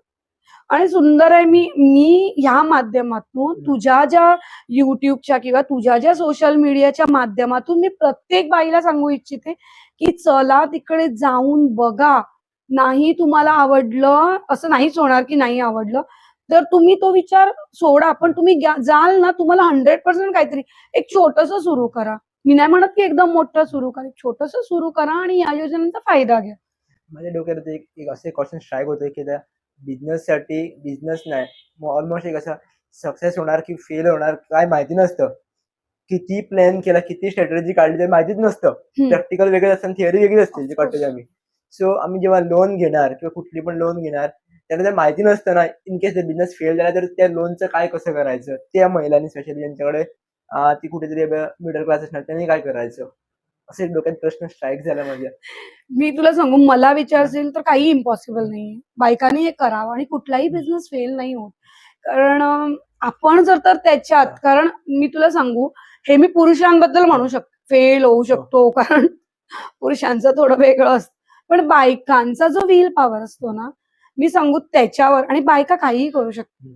असं नाही, पुरुष करूच शकतात, ऑफकोर्स त्यांची मदत आहे, पण बायका काहीही करू शकतात. आणि मी नाही म्हणत की तुम्ही मोठा सुरू करा, लॉस होण्यासाठी तुम्ही करोडांचा बिझनेस नका करू, तुम्ही थोडं भांडवल घ्या, थोड्याहून सुरू करा. आपण जेव्हा लहान असतो तेव्हा आपण थोडंच खातो ना, आपल्याला थोडं थोडं, पण जेव्हा आपण मोठे होतो तेव्हा आपण जास्त खायला सुरुवात करतो ना. मग हा एक्झाम्पल त्याला लागलेला आहे की छोटंसं सुरू करा. मी पण जेव्हा सुरू केलं तेव्हा मी छोटं, म्हणजे थोडे कपडे थोडं सुरू केलं. 6 महिने पहिला मी एकदम नाही आणले, किंवा मी एकदम 15 लाखाचा 20 लाखाचा माल नाही आणून ठेवला, मी थोडं आणून ठेवलं. आणि काहीदा मला वाटायचं की माझ्याकडे कमी आहे, नाही, मी त्या कमीतून सुरुवात केली.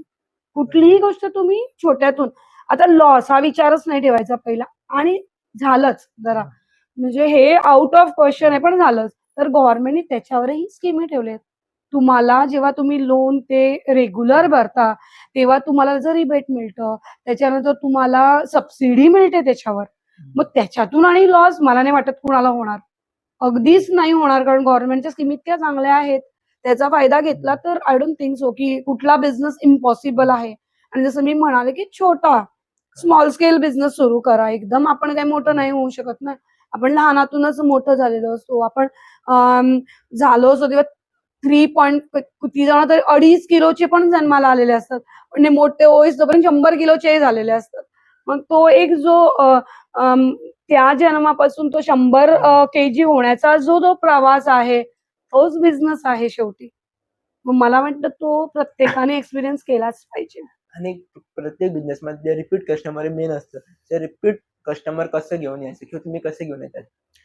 मी रिपीट कस्टमर आणत नाही. देव नाही म्हणू शकत. देव म्हणजे आपले कस्टमर. हां. ते माझ्याकडे येतात. कारण जसं मी म्हणाले क्वालिटी. हो. जसं आपण Flipkartवर, मी कुणाला नाही म्हणते, हां. पण Flipkart, Amazon आपल्याला एकदा कळतं की ती वस्तू बरी नाही आली. मग आपण म्हणतो, "ना, ना, ना, परत आहे ना, का रे बाबा, एकदा भोगला आम्ही आणि नका."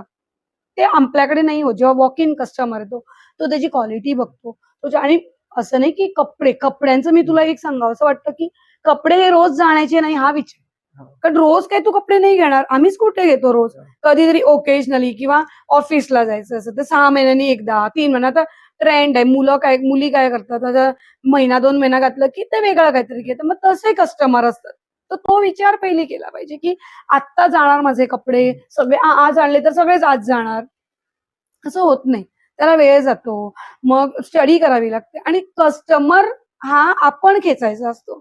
आता जर तर माझ्याकडे कस्टमर आला, की मी म्हटलं, की "नाही हे होणारच नाही." त्याच्यावरच मांडून बसले, तर तो कस्टमर म्हणतो, की "ना त्या शॉपारदी ना, ते असे म्हणतात." मग तो मेंटॅलिटी माणसाची राहते. म्हणून मी काय करते, मी जेव्हा माझा प्रॉडक्ट सेल करते, मी त्याचं एक्सप्लेनेशन देते, की आता ही साडी आहे, तू कशी धुवायची किंवा ती काय करायची, किंवा मी नेसून दाखवते. बेसिकली कसं आहे, या स्ट्रेचला नेसून दाखवण्याची सिस्टम नाहीये. ते नुसतं तू असं घे, बघ हातात, फील कर. मी नाही. मी पूर्ण साडी सोडून त्या बाईला नेसून दाखवते. मग त्या बाईला लक्षात येतं, की ती माझ्या अंगावर कशी दिसते. मी प्रत्येक कस्टमरला एक सांगते. माझा एक सांगण्याचा हे असतो, की तुम्ही घेऊ नका. काहीच घेऊ नका माझ्याकडून. इव्हन माझ्याकडून एक ₹50 ची वस्तू घेऊ नका. पण ती तुम्ही ट्राय करा. तुम्हाला कशी दिसेल. मी तुला सांगू, जेव्हा 10 वस्तू एक बाई कस्टमर, कोई बाई असो पुरुष असो, 10 पुरुषांचं तर हे आउट ऑफ क्वेश्चन, ते नाहीच, ते एक बघितलं, घेतलं, गेले. माझ्याकडे असे किती पुरुष येतात जे गिफ्टसाठी घेतात, विचार नसतो. मी तुला हल्लीचंच एक मजेशीर हे सांगते. एक मुलगा आला माझ्याकडे आणि तो म्हणाला बहिणीला आपल्या हवं. मी म्हटलं ठीक आहे. मी त्याला दाखवलं आणि त्याने घेतलं. घेतलं आणि माझ्याकडे एक कस्टमर होती माझी रेग्युलर. ती एक ड्रेस घेऊन घालून बाहेर आली. तर त्या मुलाने ॲक्चुअली खूप चांगला ड्रेस घेतला. मग ती त्या मुली जी आली माझ्याकडे घालून, तिला बघून म्हणाली, "नाही, नाही, मला हाच हवा ड्रेस." कारण त्याच्या लक्षात आलं ते घातल्यावर किती सुंदर. आणि मी तो ड्रेस त्याला दाखवलेला. मी म्हटलं, "हा." म्हणजे, "नाही, मला नाही आवडला. मला हा नको." आणि तोच ड्रेस ती मुलगी, ती कॅथलिक होती माझी फ्रेंड, ती घालून आली बाहेर आणि ती अशी म्हणजे तुला माहिती आहे ना कॅथलिक कसे जॉली असतात. तर ती घालून म्हणजे की छान वाटतं मला आणि त्याला तर इतकं मी म्हटलं, "अरे मगाचपासून मी तुला हा ड्रेस सांगू दे." नाही म्हटलं, "तो घातल्यावर किती छान वाटला." पण ती म्हणाली, की "बाबा नाही हां, मी तुला हा नाही देणार. तू त्याच्या बदली दुसरा घे." पण तो दुसरा घेऊन गेला. त्याला कळालं, की तो तो अंगावर घातल्यावर बघितल्यावर काही गोष्टी डॅड वाटतात. असं वाटतं, की नाही ही चांगली नाही वाटणार. पण ती घातली की इतकी सुंदर वाटते. म्हणून माझा प्रत्येक कस्टमरला फोर्स असतो 5 मिनिटं. कित्येक जण नवऱ्यांना असे नवरे बसलेले असतात आणि ते म्हणतात, "टाईम ना, टाईम ना." मग मी त्यांना अंडरस्टँड करते. मी म्हणते, "बघ, ती शॉपिंगला आली आहे. किती महिन्यातनं आली आहे मला माहिती नाही किंवा 1 दिवसात पण आली असेल. पण ती काहीतरी विचार करून तुला घेऊन आली. तुला का घेऊन आली? की हां, माझा नवरा सांगणार आहे मला ती कसं दिसतं, काय. त्या इंटेन्शननी तुला घेऊन आली ना. मग तू पण 5 मिनिटं दे ना, घालू दे ना तिला. तिची हौस पुरी करू दे. भले ती न घेऊ दे. तिला महाग वाटेल किंवा तिला वाटेल की माझ्या नवऱ्याला नाही आवडलं. नाही घेऊ दे ना, पण तिला घालून तरी ते सुख बघू दे. मग ते ऑटोमॅटिक 10च्या नंतर एक कुठलातरी घेतात. तर माझी धंद्याची पॉलिसी आहे की प्रत्येक बायकांनी नॉट पॉलिसी पण मला वाटतं प्रत्येकाने घालून बघावं. असे कित्येक जण येतात आणि माझ्याकडे हल्ली एक कस्टमर आलेला बायकोला घेऊन. त्यांनी अल्मोस्ट 13 कुर्तीज घातले बाई. 13 कुर्तीज. शेवटी काहीच नको म्हणाली. मी हसले. काहीच नको मला ह्याच्यातलं ना, मका काहीच आवडू ना. मी हसले आणि मी गडी मारत राहिले. आणि ती आली बाई इकडे पोहोचली. नवरा जस्ट इथे पोहोचला. परत आला माझ्याकडे. मला म्हणाला, "सॉरी." मी म्हटलं, "कित्याक रे सॉरी?" तर म्हणाला, "माझ्या बायकोनी 13 कपडे घातले, 13 कुर्तीज घातले. प्रत्येकवर तिने फोटो काढले आणि तू तरीही हसते." मी म्हटलं, "अरे बाबा," म्हटलं, "मी एक बाईच आहे. मला माहिती आहे," म्हटलं, "तिची मेंटॅलिटी." मला आणि शेवटी म्हटलं, "तिला काही ती आलेली मे बी विंडो शॉपिंगला, पण तिला तिची आवड पुरी होऊन ती खुश होऊन गेली ना." तू बिलीव्ह नाही करणार, तो सॉरी म्हणाला आणि तो दुसऱ्या दिवशी आला माझ्याकडे परत. सकाळी फर्स्ट कस्टमर तो होता माझा. आणि मी त्याला बघितलं, मी ओळखले. म्हटलं, "हा कालचा माणूस आहे." म्हटलं, "अरे काय झालं? परत सॉरी म्हणायला आलास का?" म्हणाला, "नाही. तू एक निळा कुर्ता दाखवलेला, तो दे मला. मला हवाय तो." म्हणतो, "माझ्या बायकोने इतके केले प्रयत्न, तिला तो चांगलाही वाटला, पण ती नाही घेतला. पण मला नाही पटलं. इतके करून जर तू हसलीस ना, म्हणून मी परत आलो." म्हणजे ती जी मग जसं तू म्हणालास की राजस्थानी येते, ती ती पॉलिसी ते वापरतात, की ते तुला असं घालतात, की वाटतं, की शेवटी नको बाबा इतके 100 काढले, त्याला एक तरी काहीतरी घेऊया. जाऊ दे तो ₹10 ची वस्तू. पण ते ₹10 ला पण व्हॅल्यू आहे ना, त्याच्यात पण ₹2 आम्ही कमवतो ना. So that is what is business policy of आमचे आउट ऑफ गोवाचे लोक. आणि कपड्यांच्या बिझनेसात दर 15 दिवसात 20 दिवसात ट्रेंड बदलत असतो तुम्ही सांगितल्याप्रमाणे. हं. सो तुम्ही तुमचे ओल्ड स्टॉक असतात ते काय करतात किंवा कसं काय करतात? कारण हा पण प्रश्न असतो ना, ओल्ड स्टॉक आम्हाला सवय सवय भेटलं काय? अशी गोवेकरांचं मेंटॅलिटी नसतात. मजा म्हणजे माझ्याकडे स्टॉक जास्त उरत नाही. देवाच्या स्वामी समर्थांच्या कृपेने नाही उरत. उरलाच, तर मला माहिती असतो तो कसा घालवायचा. आणि मी तुला सांगू का ते जे डिस्काउंटची सिस्टम आहे ती मी अजून नाही सुरू केली. कारण मला असं वाटतं, की माझा कुठलाच प्रॉडक्ट डिस्काउंटसाठी झालेला नाहीये. हं. खरंच नाही झालेला. मी त्याच्या बदली काय करते माहिती कोणाच्या मुली आल्या, जे एक ग्रुप आला, की मी त्यांना ते आवडीनं स्वस्त देते, की चला तुम्हाला सगळ्यांना हवंय ना, तुम्ही घ्या. That is my policy. आणि तू म्हणशील तर ओल्ड माझ्याकडे वेगळे-वेगळे कस्टमर असतात. तर मी वेगळ्या-वेगळ्या कस्टमरला वेगळ्या-वेगळ्या तऱ्हेने हँडल करते आणि तो न्यू स्टॉकवर जर त्यांचा हात गेला, तर मी त्यांना ओल्ड स्टॉककडे थोडंसं घेऊन जाते, की कारण त्यांनी बघितलेला नसतो एकतर आणि ओल्ड म्हणजे माझा हल्लीचाच आहे बिझनेस. माझं असं हो. खूप ओल्ड नाहीये आणि माझं रिपीट होत असतं. जयपुरी माझे तर मला वाटतं आता मी 5 वेळा रिपीट केले. डेली कस्टमर्स आहेत आणि डेली वेअरसाठी जे माझे असतात कपडे, ते मी आणि मी क्वांटिटी भरपूर घेत नाही. मी लिमिटेड घेते. भलेही ते थोडे मला महाग पडतात. पण मी लिमिट कारण मला ते गेलेलं हवं असतं. तो एक मेन आहे माझा हे. बरं. सो अजूनपर्यंत मला तसा सेल काढावा लागला नाहीये. काय माहिती पुढे लागला तर मी त्याच्यावर विचार करीन नक्कीच. आणि एक शेवटी तुमच्याकडे एक मेसेज जाऊ द्या महिलांसाठी गोव्याच्या महिलांसाठी, जे कोण बिझनेस करणार आहे त्यांच्यासाठी. ऑफकोर्स त्यांच्यासाठी जसं मी मगाशी सांगितलं, मी खरंच मनापासून दोन्ही हात फोल्ड करून सांगते, बिझनेस जर असं वाटतं तुला आपलं काहीच नाही आपल्याकडे, तर नाही. तुमच्याकडे सगळी बाई माणसाकडे बाई माणूस जी असते, तिच्याकडे सगळी स्ट्रेंथ आहे. ती घरही सांभाळू शकते, ती नोकरीही करू शकते, ती धंदाही करू शकते. आणि ती जसं मी नोकरीही केली आहे, मी छोटीशी नोकरी केली आहे, मी मोठीही नोकरी केली, मी छोटाही धंदा केलाय, मी मोठाही धंदा केला. बिलीव्ह नाही करणार, मी असे बिझनेस केले थोडे थोडे जे कुठलीच बाई नाही करू शकत, तसंही केले. So nothing is impossible. पण मी अजूनही एक सांगू इच्छिते की सीएम ची जी किंवा आमचे पीएमच्या ज्या योजना आहेत त्या घ्या, त्या करा. आणि मलाही कुणाकडून तरी हे म्हणजे मी जे हे करते ते इन्स्पिरेशन मी जसं मी म्हणाले मनोहरबाईंचं इन्स्पिरेशन, किंवा अशा कित्येक बायका आहेत हँडिकॅप, किंवा किंवा माझ्याचकडे एक बाई कामाला येते, तिला गेले 27 वर्ष इथे काम करते आणि तिचं इन्स्पिरेशन की ती हार नाही मानत. ती 60 क्रॉस आहे, पण ती काही ना काही करत असते, काही ना काही करत असते या एजवर. मग ते एक इन्स्पिरेशन होतं की हे माणसं जे हँडिकॅप असतात किंवा ज्यांच्याकडे काहीच नाही, झिरो असतात, त्या बायका करू शकतात. त्या तर आम्ही का नाही? सो असे खूपशे आहेत इन्स्पिरेशन्स मी घेतलेले आहेत. भरपूर बायका आहेत. आणि मला आता ऑफकोर्स मी 10 वर्ष माझ्या मुलासाठी गॅप घेतला. पण आता असं वाटलं की मी तेव्हाही काहीतरी छोटं मी करतच होते. असं नाही की मी फ्री होते. मी काही करत, पण मी माझ्या मुलाला वेळ दिला. आता माझा मुलगा इंडिपेंडंट आहे. पण तुम्ही प्रत्येक वेळेला हाच विचार करू नका की मुलं आहेत, ते आहेत. नाही, त्यांचंही कराच तुम्ही. मी म्हणत नाही की मुलांना टाकून तुम्ही करा. तुम्ही ते कराच. पण त्याच्याबरोबर तुम्ही स्वतःचा काहीतरी एक पाया ठेवा. जेणेकरून तुम्हाला पुढे असं नाही की इंडिपेंडंट ह्याचं मी काहीच बोलत नाहीये. ॲज अ महिला, तुम्ही जन्माला आला तर काहीतरी केलंच पाहिजे ना. तर मी म्हणते ठाम उभे राहा. तुम्हाला जर तुम्ही विचार केला तर मदत आपणच आहे. कुठून ना कुठून देव देतोच. तर ते करा. आणि छोटंसं काय असेल ना, काहीतरी तुमचं सुरू. जर तुम्हाला जॉबचं एज गेलंय, मला वाटतं की आय एम नॉट, मी करू शकते जॉब, पण नाही आता माझं ते एज नाहीये की मी जॉब करू शकते. म्हणून मी हा धंदा सुरू केला. तसं काहीतरी करा छोटंसं. आता कितीशा स्कीम्स आहेत. मग किती अशा आपल्याला भाजी म्हणा, साधी भाजीच धरा, आपण विकतो. खूप क्वांटिटीमध्ये नको. चांगली भाजी आणा, क्वालिटी भाजी. आजकाल लोक क्वालिटी बघतात.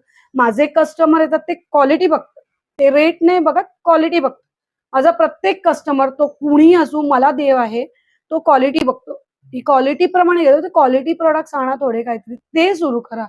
कित्येक महिलांकडे विणायची, मग भरायची, अशी कित्येक, म्हणजे इतकी सुंदर. माझ्याकडे तर ती कला नाहीये, पण फुलं करतात. किंवा मी एक बाईला हल्लीच भेटले फोंड्याच्या. ती फ्रेम्स करते आणि मी मुद्दाम, आणि तिच्या फ्रेम्स इतक्या सुंदर असतात.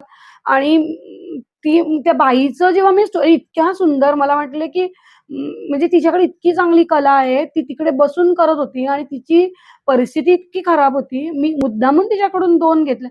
आणि जेव्हा त्या परिस्थितीमध्ये माणूस आपणच घेतं. म्हणजे असं जेव्हा मला वाटतं खूपदा. आता माझ्याकडे परवा आली होती. मी तिचंच एक्झाम्पल देते, सिद्धी परब. ती माझ्याकडे परवाच आली होती शॉपिंगला. तर ती इतक्या जाया घेऊन आली होती. जायांची मी तिला विचारलं, "बाई इतक्या जाया का आणल्यास?" तर ती मला म्हणाली, "मी जेव्हा इथून जात होती तेव्हा त्या बायका उभ्या होत्या. मी परत आली किती वेळानं तरी त्या बायका त्याच घेऊन. मी सगळ्याच जाया घेतल्या." मी हे एक्झाम्पल मुद्दामून का देते? म्हणजे तिला वाटलं असणार ना, की या इतक्या कष्ट, तसं प्रत्येकाला कुठेतरी एक बाई असणार, तिला फील होत असणार, की बाबा ही बाई काहीतरी करते, हिला आपण सपोर्ट करूया. तिने त्या इतक्या जाया, आणि तिला काही उपयोग नव्हता. तिने अर्ध्या मला दिल्या देवाला घाल म्हणून. आणि त्या फुलल्या होत्या. बाय द टाईम ती माझ्याकडे राहिली, ती 1.5 तास माझ्याकडे होती. त्या फुलल्या. तिने मला दिल्या. पण तिने त्या जाया काय आपल्याला पाहिजे म्हणून घेतल्या नव्हत्या. तिने त्या जाया त्या बाईला मदत होऊ दे, इतका वेळ त्या बायका उभ्या आहेत. असं काहीतरी करा. भाज्या हे ते काहीतरी करा. Work for your on self. तुमची जी घरात आपलं काय कित्येकदा परिस्थिती खराब असते. म्हणजे भलेही आपल्याकडे भरपूर काय असतं, पण तो जो मनःशांती नसते आपल्याकडे. तुम्ही जेव्हा काहीतरी कराल ना, तेव्हा ती ऑटोमॅटिक मनःशांती. मला किती वर्ष किती लोक सांगायचे. मी आजारी पडत होते तेव्हा नाही, "अरे काहीतरी कर ना, काहीतरी." माझ्या खूप मैत्रिणी आहेत. त्या मला नेहमी सांगायच्या, "अरे काहीतरी कर ना तू." माझी एक मैत्रीण आहे, ती मला नेहमी येऊन सांगायची, "काहीतरी कर, घरात बसू नकोस." अशा 1-2 मैत्रिणी आहेत. त्यांनी मला खूप पुढे माझं हे कर, ते कर. आसावरी कुलकर्णी म्हणून एकटी आहे, मग सपना नायक म्हणून एकटी आहे. ती अब्रॉडला असते, यूएसला, आणि सपोर्ट सिस्टम आहे माझी ती. म्हणजे मी कधीही खालावले तर ह्या मैत्रिणी उभ्या राहून मला धीर द्यायच्या, पण मला कधीच हिंमत नव्हती. म्हणजे ते सांगायचे की कशाला नाही होणार तुझ्याकडे, तू काही करू शकतेस. काही म्हणजे अशा मैत्रिणी पण आपल्याकडे असतात. त्या टिकवणं किंवा त्यांच्याकडे माझं कित्येकदा माझ्या एका मैत्रिणीने जसं आसावरी तिच्याकडे माझं बोलणंच कित्येकदा होत नाही. पण जेव्हा होतं तेव्हा ती काहीतरी मोटिव्हेशन देते. सो माझी यूएसची मैत्रीण आहे. ती गोव्याचीच आहे साखळीची, पण ती यूएसलाच आहे. मग ती वेळ काढते. एव्हरी डे मला कॉल करते आणि त्याच्यातून ती मला काहीतरी सांगत असते. हे कर. तिला तर इथली काहीच आयडिया नाही. ती 15 वर्ष तिकडे आहे. पण तरीही त्याच्यातून ती मला काहीतरी सांगत असते. नाही तू आपल्याला बिझी ठेव, हे ते. मग असं काहीतरी करा. आता त्या माझ्याकडे मैत्रिणी होत्या. आता असं गोव्यात कित्येक बायका असतील त्यांच्याकडे मैत्रिणी आहेत. तर मी ॲज अ मैत्रीण त्यांना सांगते, की तुम्ही काहीतरी करा. ते जमणार तुमच्याकडे. इम्पॉसिबल काही नाहीये. फक्त निघा, बाहेर या. तुमची चूल सोडू नका. ते करा सगळं. मी माझं सगळं करते घरात. जेवण-खाण. मी माझी परशी माझ्याकडे कामाला फक्त घरात पुसायला बाई आहे. माझं दुकानावर मी झाडू मारते. मी माझ्या दुकानावर पुसते. मला हे सोशल मीडियावर सांगायला लाज नाही वाटत. I am proud of myself. मी सकाळी 4:30ला उठून मी माझ्या मुलाला सगळं टिफिन वगैरे देऊन तो स्कूलला जातो. त्याला जेवण-खाण देऊन, त्याला टिफिन 3 तऱ्हेचे टिफिन, ब्रेकफास्ट देऊन मी इथे येऊन झाडू मारते. म्हणजे घरात झाडू मारते. इथे मी पुसते स्वतः. मी सगळं स्वतः करते आजपर्यंत. व्हाय नॉट? तुम्ही नाही का नाही करू शकत? एव्हरी बाई, प्रत्येक बाईमध्ये एक मातामध्ये एक ती देवी शक्ती असते. तर तुम्ही ती देवी शक्तीचा उपयोग करा.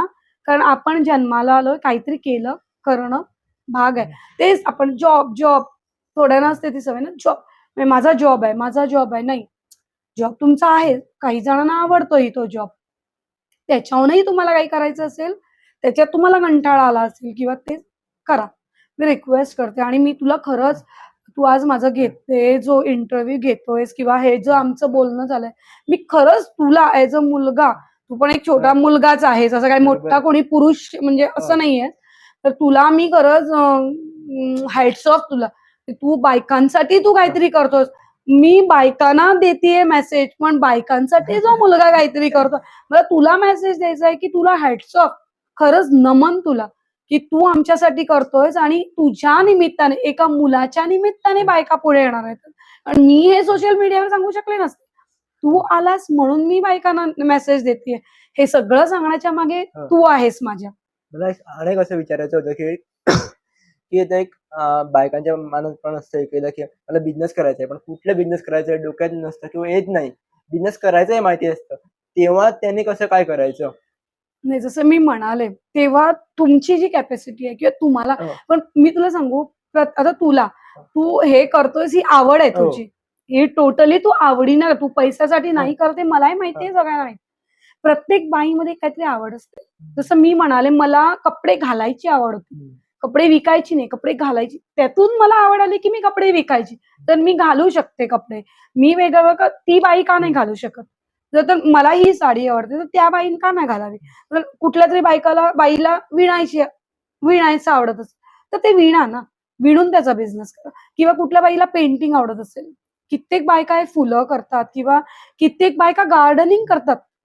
गार्डनिंगमध्ये तुम्ही का नाही तुमचं क्षेत्र, म्हणजे गार्डनिंग इतकं चांगलं आहे आणि तुला इतका माइंडसेट तुझा. मी स्वतः गार्डनिंग करते, विकत नाही. तू बघितलं असेल येताना, माझी झाडं असतात. मी कुठेही बसेन तिकडे झाडं असतात. तर इतकी मला झाडं आवडतात. मी या धंद्यातूनही वेळ काढून मी झाडं रोवत असते. तर तुम्हाला त्याची आवड आणि झाडांचा बिझनेस कसा आहे, तू एकदा कर, मग ते रिपॉटिंग त्याच्यातून तू झाडं निर्माण करतोस. ती एक कला आहे. ती कोणी नाही करू शकत. ते मी नाही करू शकत उद्या. दॅट इज म्हणजे तुझी ती कला आहे. तुझ्या मध्ये असलेली कला आहे. मग ती कला बाहेर काढ. झाडं आणा, ती लावा, रिपॉटिंग करा. आणि आता तर इतके लोक झाडं घेतात. इतके लोकांना gardening is a craze now.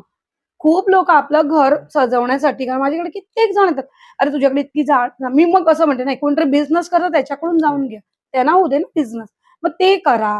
किंवा तुम्हाला शिवणाची असते, टेलरिंग इज द बेस्ट. आजकाल टेलर शिवाय होतच नाही आपलं. भले आपण रेडीमेड ब्लाउज घेतो, तर त्याला ऑल्टरेशनला टेलर पाहिजेच. सो टेलरिंगचा बिझनेस करा. अशा किती मुली आहेत ज्या टेलरिंग करतात. अशा योगा, असे किती बिझनेस. तुम्हाला योगा येत असेल तर त्या क्लासेस घ्या किंवा ट्युशन. आत्ताची गरज आजकालची गरज कुठलीच आई आपल्या मुलाला नाही शिकवत, कारण आम्ही जे शिकलो होतो, आता मला विचारशील तर मला सीबीएसईचं काही नाही येत. हो. मला काय कळणार त्याच्यातलं, मी नाही शिकले ना ते. तर माझ्या मुलाला शिकवायला मला कोणतरी हवीच, ट्युशन घेण्यासाठी कोणतरी हवी पुढे. मग ते ट्युशन घ्या किंवा काही बॅग्स, किती जण बॅग्स करतात. आता कित्येक बाया मी बघितलं ते एक्झिबिशनला येतात, ते बॅग्स करतात, स्वतः करतात, स्वतः खाण ट्रिमेंडस. तू जसं मी तुला म्हणाले, पूनम, आत्ताचं नाव माझ्या लक्षात नाहीये, पण पूनम मृणाल ताई मृणाल मृणाल आपली नार्वेकर. नार्वेकर, ती फक्त हे खाणच करत असते, खाणच करत असते. शिवानी बाकरे, ती खाणच करत असते. त्यांना खाण्याची आवड आहे, म्हणजे ते दे कॅन कुक. आणि प्रत्येक बाई ही जेवण चांगलं करू शकते, फक्त काय प्रोफेशनली थोडस त्याला हो. वळवावं लागतं. ते वळवणं आपल्या हातात असतं. केक करणं किंवा पेस्ट्रीज, आता तर प्रत्येक ओकेजनला लोक केक नेतात. मित्राचा बर्थडे केक, मुलाचा बर्थडे केक, कोण घरात नाही करत, बस आणतात बाहेरून. कॅन्डल मेकिंग, आता दिवाळीला वेगवेगळे तऱ्हेचे कॅन्डल्स असतात, किंवा पोटरीचं काम, म्हणजे अशी कामं मी तुला म्हणजे सांगेल तर संपणार नाही, आमचा दिवस याच्यातच जाणार.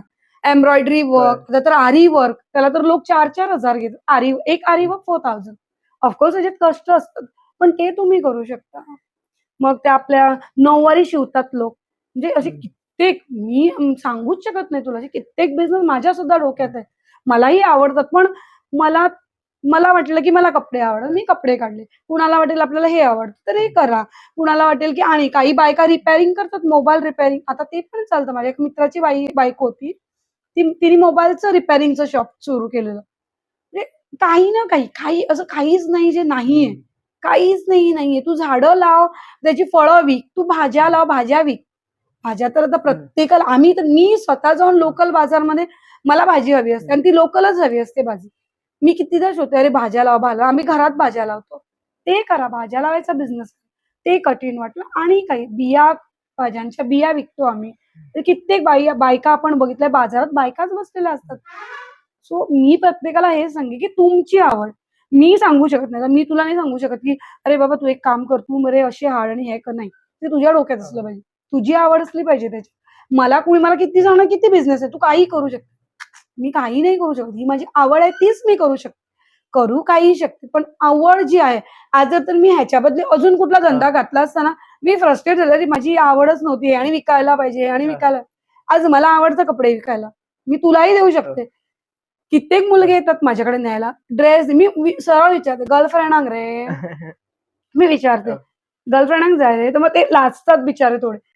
हल्लीच झालं की माझ्याकडे युपीचे कोणतरी आलेले, मी म्हटलं किसको चाहिए गर्लफ्रेंड, नाही माझ्या आईला.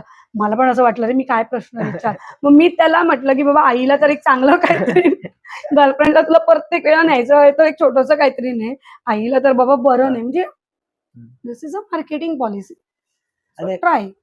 मग अशी एक तुम्ही उल्लेख केला होता की एक गुजराती जास्त ब्रेक घेत नाही किंवा फंक्शन जास्त अटेंड करत नाही, तर गोवन वुमन्सचा माइंडसेट कसं काय असतं फंक्शनसाठी?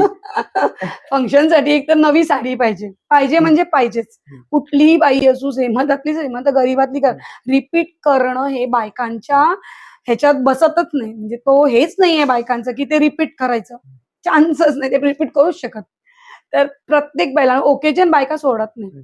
तू माझ्यासारखीला विचारली तर मी खूप सोडते ओकेजन, मी माझ्या बिझनेस मध्ये खूप ओकेजन सोडते. ते विचारण्यात होता की तुम्ही सुट्टी किती घेतात का म्हणून? मी आतापर्यंत मी तुला सांगू, मी फक्त माझा स्टॉक आणायला कधी गेले असेल तर, किंवा मी कुठल्या तरी, मी स्वामी समर्थांना जाते, ते मी पहिला गेलेले बिझनेसच्या, पण मला वाटेल तर मला माझ्या मनात आलं की मी समर्थांकडे जावं, तर तो 1 दिवसाचा ब्रेक असेल माझा. पण त्यात सुद्धा मी जर तर माझ्या कस्टमरनी सांगितलं की मला हे हवं, मी काढून ठेवते. ते पार्लर आहे माझ्या खाली, मी तिच्याकडे काढून ठेवते. मी कस्टमरना नाही म्हणत नाही. मी करते, माझा प्रयत्न तेवढा करते. पण तू सुट्ट्या म्हणशील तर मला नाही आवडत. ऑलमोस्ट तुमचं किती झाले असणार, एक 6 महिन्यात सुट्टी किती झाली असणार? हार्डली रे, असे 1-2 वगैरे चुकून, ते पण 1-2 असं चुकून. सकाळी बंद असतं तर संध्याकाळी चालू. म्हणजे सुट्टी म्हणू शकत नाही नाहीच म्हणू शकत, म्हणजे नाहीच. 0 हॉलिडेज तो 6 झिरो मंथ. ऑलरेडी. आणि माझं एक आहे, तू आला तेव्हा माझा बोर्ड बघितला असेल, तर मला खूप जण विचारतात का हा बोर्ड का लावला, तर मी लिहिलेलं आहे त्याच्यावर, please feel free to call us on this number. माझं बंद असेल जेवणाच्या वेळेला. कित्येक जण, कारण बघ आपल्याला वेळ मिळतो तसा प्रत्येकाला मिळणारच नाही. काही जण लंच ब्रेकला माझ्याकडे येतात, तर ते कॉल करतात. मी सगळं काम सोडते. भात लावलेला असेल तर तो जरा बारीक करून यायला, आमटी लावली असेल तर ती बारीक करेल आणि मी येते आणि ते कस्टमरला अटेंड करते. त्यामुळे मी तो लावलेला आहे. मला कित्येक जण म्हणतात, की "हे करू नको, तुला कधीही डिस्टर्ब करेल." नाही, काही प्रॉब्लेम नाही. तुम्ही करू शकता. माझा प्रायव्हेट टाईम असा मी त्याच्यात विचार नाही करत.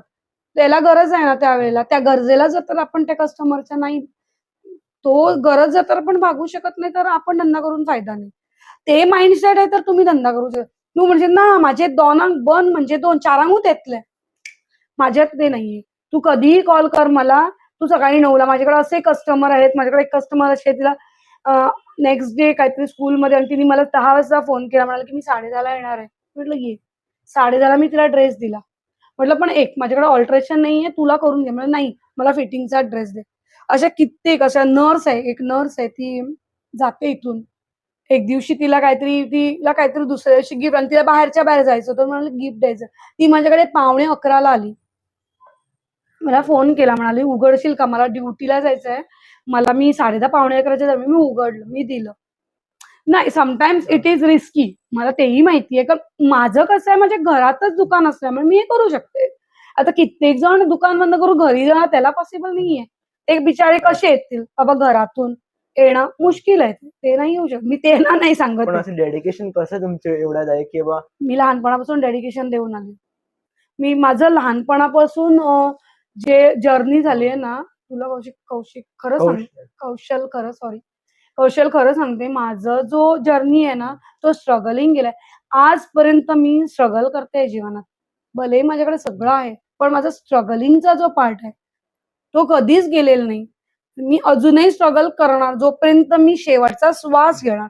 माझे सर म्हणायचे, जेव्हा मी हॉटेल इंडस्ट्रीमध्ये होते, माझे सर म्हणायचे, "मी शेवटच्या ब्रीथपर्यंत काम करणार." मी म्हणायचे, "काही आणि काय असं म्हणतात?" फिट अँड फाईन, एकदम फिट अँड फाईन. आणि ते डॅलमनमध्ये कामाला म्हणजे जेव्हा आमचं मी सोडलेलं त्याच्यानंतर ते बंद पण केलं. तेव्हा ते डॅलमनमध्ये ॲज अ जीएम काम करायचे आणि त्यांनी मला कॉल केला जॉबसाठी आणि 8 दिवस वगैरे कॉल केला आणि मी गोव्यात नव्हते. तर मी म्हटलं, "सर मी येईन 8 दिवस मी नाही आहे. मी 8 दिवसांनी येऊन तुम्हाला भेटते."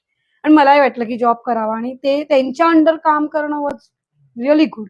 तर मी म्हटलं, की "चल सर मी करीन, मी येईन." आणि तुला सांगू मी आले आणि मी 2 दिवस बिझी उरले. मी आजारी पडल्यामुळे मी नाही जाऊ शकले त्यांच्याकडे. मी फोन केला म्हटलं, "सर मी आजारी." म्हणाले, "काही प्रॉब्लेम नाही 2 दिवसाने." आणि दुसऱ्या दिवशी आज मी फोन केला तिसऱ्या दिवशी सोडून 4थ्या दिवशी मला न्यूज आली, की सर गेले. म्हणजे मला सदमा होता तो. आणि गेले कसे? कसे गेले? म्हणजे माणसाची जी बोलण्याची आपल्याकडे जी शक्ती असते ती तुला सांगते. ते मीटिंगमध्ये होते. ते आणि गॅलमनचे ओनर दोघेजण मीटिंगला बसले होते आणि कोण होते मला नाही आयडिया. त्यांच्या मिसेसचा फोन आला. मग ती एवढी पर्टिक्युलर होती, की तिने रेग्युलर फोन करायचा त्यांना फोन केला, "जेवणाक येना काय?" तर ते म्हणाले, "5 मिनिटं हां." म्हणाले त्यांनी फोन ठेवला. फोन असा बाजूला ठेवला आणि ते बोलता ते फोन ठेवला, बोलले, फोन ठेवला. 2 शब्द बोलतात ते टेबलवर घसरले. आ टेबलवर कोसळले इनफॅक्ट कोसळले. कोसळल्यावर लगेच ते डॅलमनचे ओनर म्हणजे तुला माहिती आहेत ना, त्यांनी लगेच ट्रीटमेंटला त्यांनी हॉस्पिटलमध्ये नेलं आणि मी त्यांचा जीव होता जेव्हा ते ब्रीथ करत होते, तेव्हा मी हॉस्पिटलमध्ये पोहोचले. बिलीव्ह नाही करणार ते मला कोणीतरी सांगितलं आणि मी इथून हॉस्पिटलमध्ये गेले कंपाल क्लिनिकला आणि ते बाहेर येत होते. मी त्यांच्या पायांना हात लावला, पाया पडले आणि त्यांना बांबोळीत शिफ्ट करत होते. तेव्हा त्यांचा श्वास होता. मी बघितलं ते माझ्या डोळ्याने. मी पाया पडले आणि सर म्हटलं, "तुम्ही जाऊ नका. मला गरज आहे तुमची खूप." आणि नेलं त्यांना आणि दुसऱ्या दिवशी मला फोन आला, सर गेले. म्हणजे त्यांची विल पॉवर ते एक शिकण्यासारखं. मी शिकले खरं माझ्या हॉटेल इंडस्ट्रीमध्ये. मी बाकी कुठे नाही शिकले. मी शिकले आजीवर एकदम माझ्या comfortable हातावर. झालंय. मला अजूनही ते क्षण हे येतो, की मी जेव्हा पाया पडले तेव्हा मी धडधडले, मी रडले आणि त्यांचा जावई होता. तो म्हणाला, "अगो कित्याक रडटा? जातले बरे गो." "काही ना, काही ना." असं. ते पण जरा मेंटली ते पण म्हणाले मला. पण माझ्या माइंडमध्ये कुठे होते, की सर येणार नाही. पण मला त्यांच्या विल पॉवरवर हे होती, की ते कुठेतरी येतील का परत. पण जेव्हा मी पायानं हात लावला ना तेव्हा मला वाटलं की काहीतरी विचित्र घडतंय. ते बांबोळीला गेले, दुसऱ्या दिवशी मला कॉल आला आणि माझ्या आयुष्यातलं, मी 40शी क्रॉस केली, माझ्या आयुष्यातलं ते फर्स्ट मरण मी बघितलं. मी कधीही कोणाच्या मरणाला गेलेली नाही. कोणी असो, माझ्या फॅमिलीत मरू दे, कुठे मरू दे, मी नाही जायची. मला भीती वाटायची. फर्स्ट मरण म्हणजे तो जो हिम्मतीचा भाग होता माझ्या, तो त्यांनी मला कामाला असताना दिला. तू करू शकते. तू रिसॉर्ट मॅनेजर बनू शकते. मी बनले. मी कधीच मरणाला जात नव्हते. स्टाफ सुद्धा मरू दे, मी नाही बाबा, तुम्ही चला. पण ते मला म्हणायचे, "अरे असे कसे तू वचना, कित्याक भिता? हिम्मत कर." नाही. पण ज्या दिवशी ते वारले, ते मरण मी फर्स्ट बघितलं. ती जी बॉडी असते ती मी फर्स्ट बघितली. आणि मी घाबरत गेले. मी घाबरत कडकड मी इतकी रडले आणि मी एकटीच होती, जे तिकडे रडत होती. बाकीचे आतून रडत होते, पण मी धडधडून रडणारी मी होती.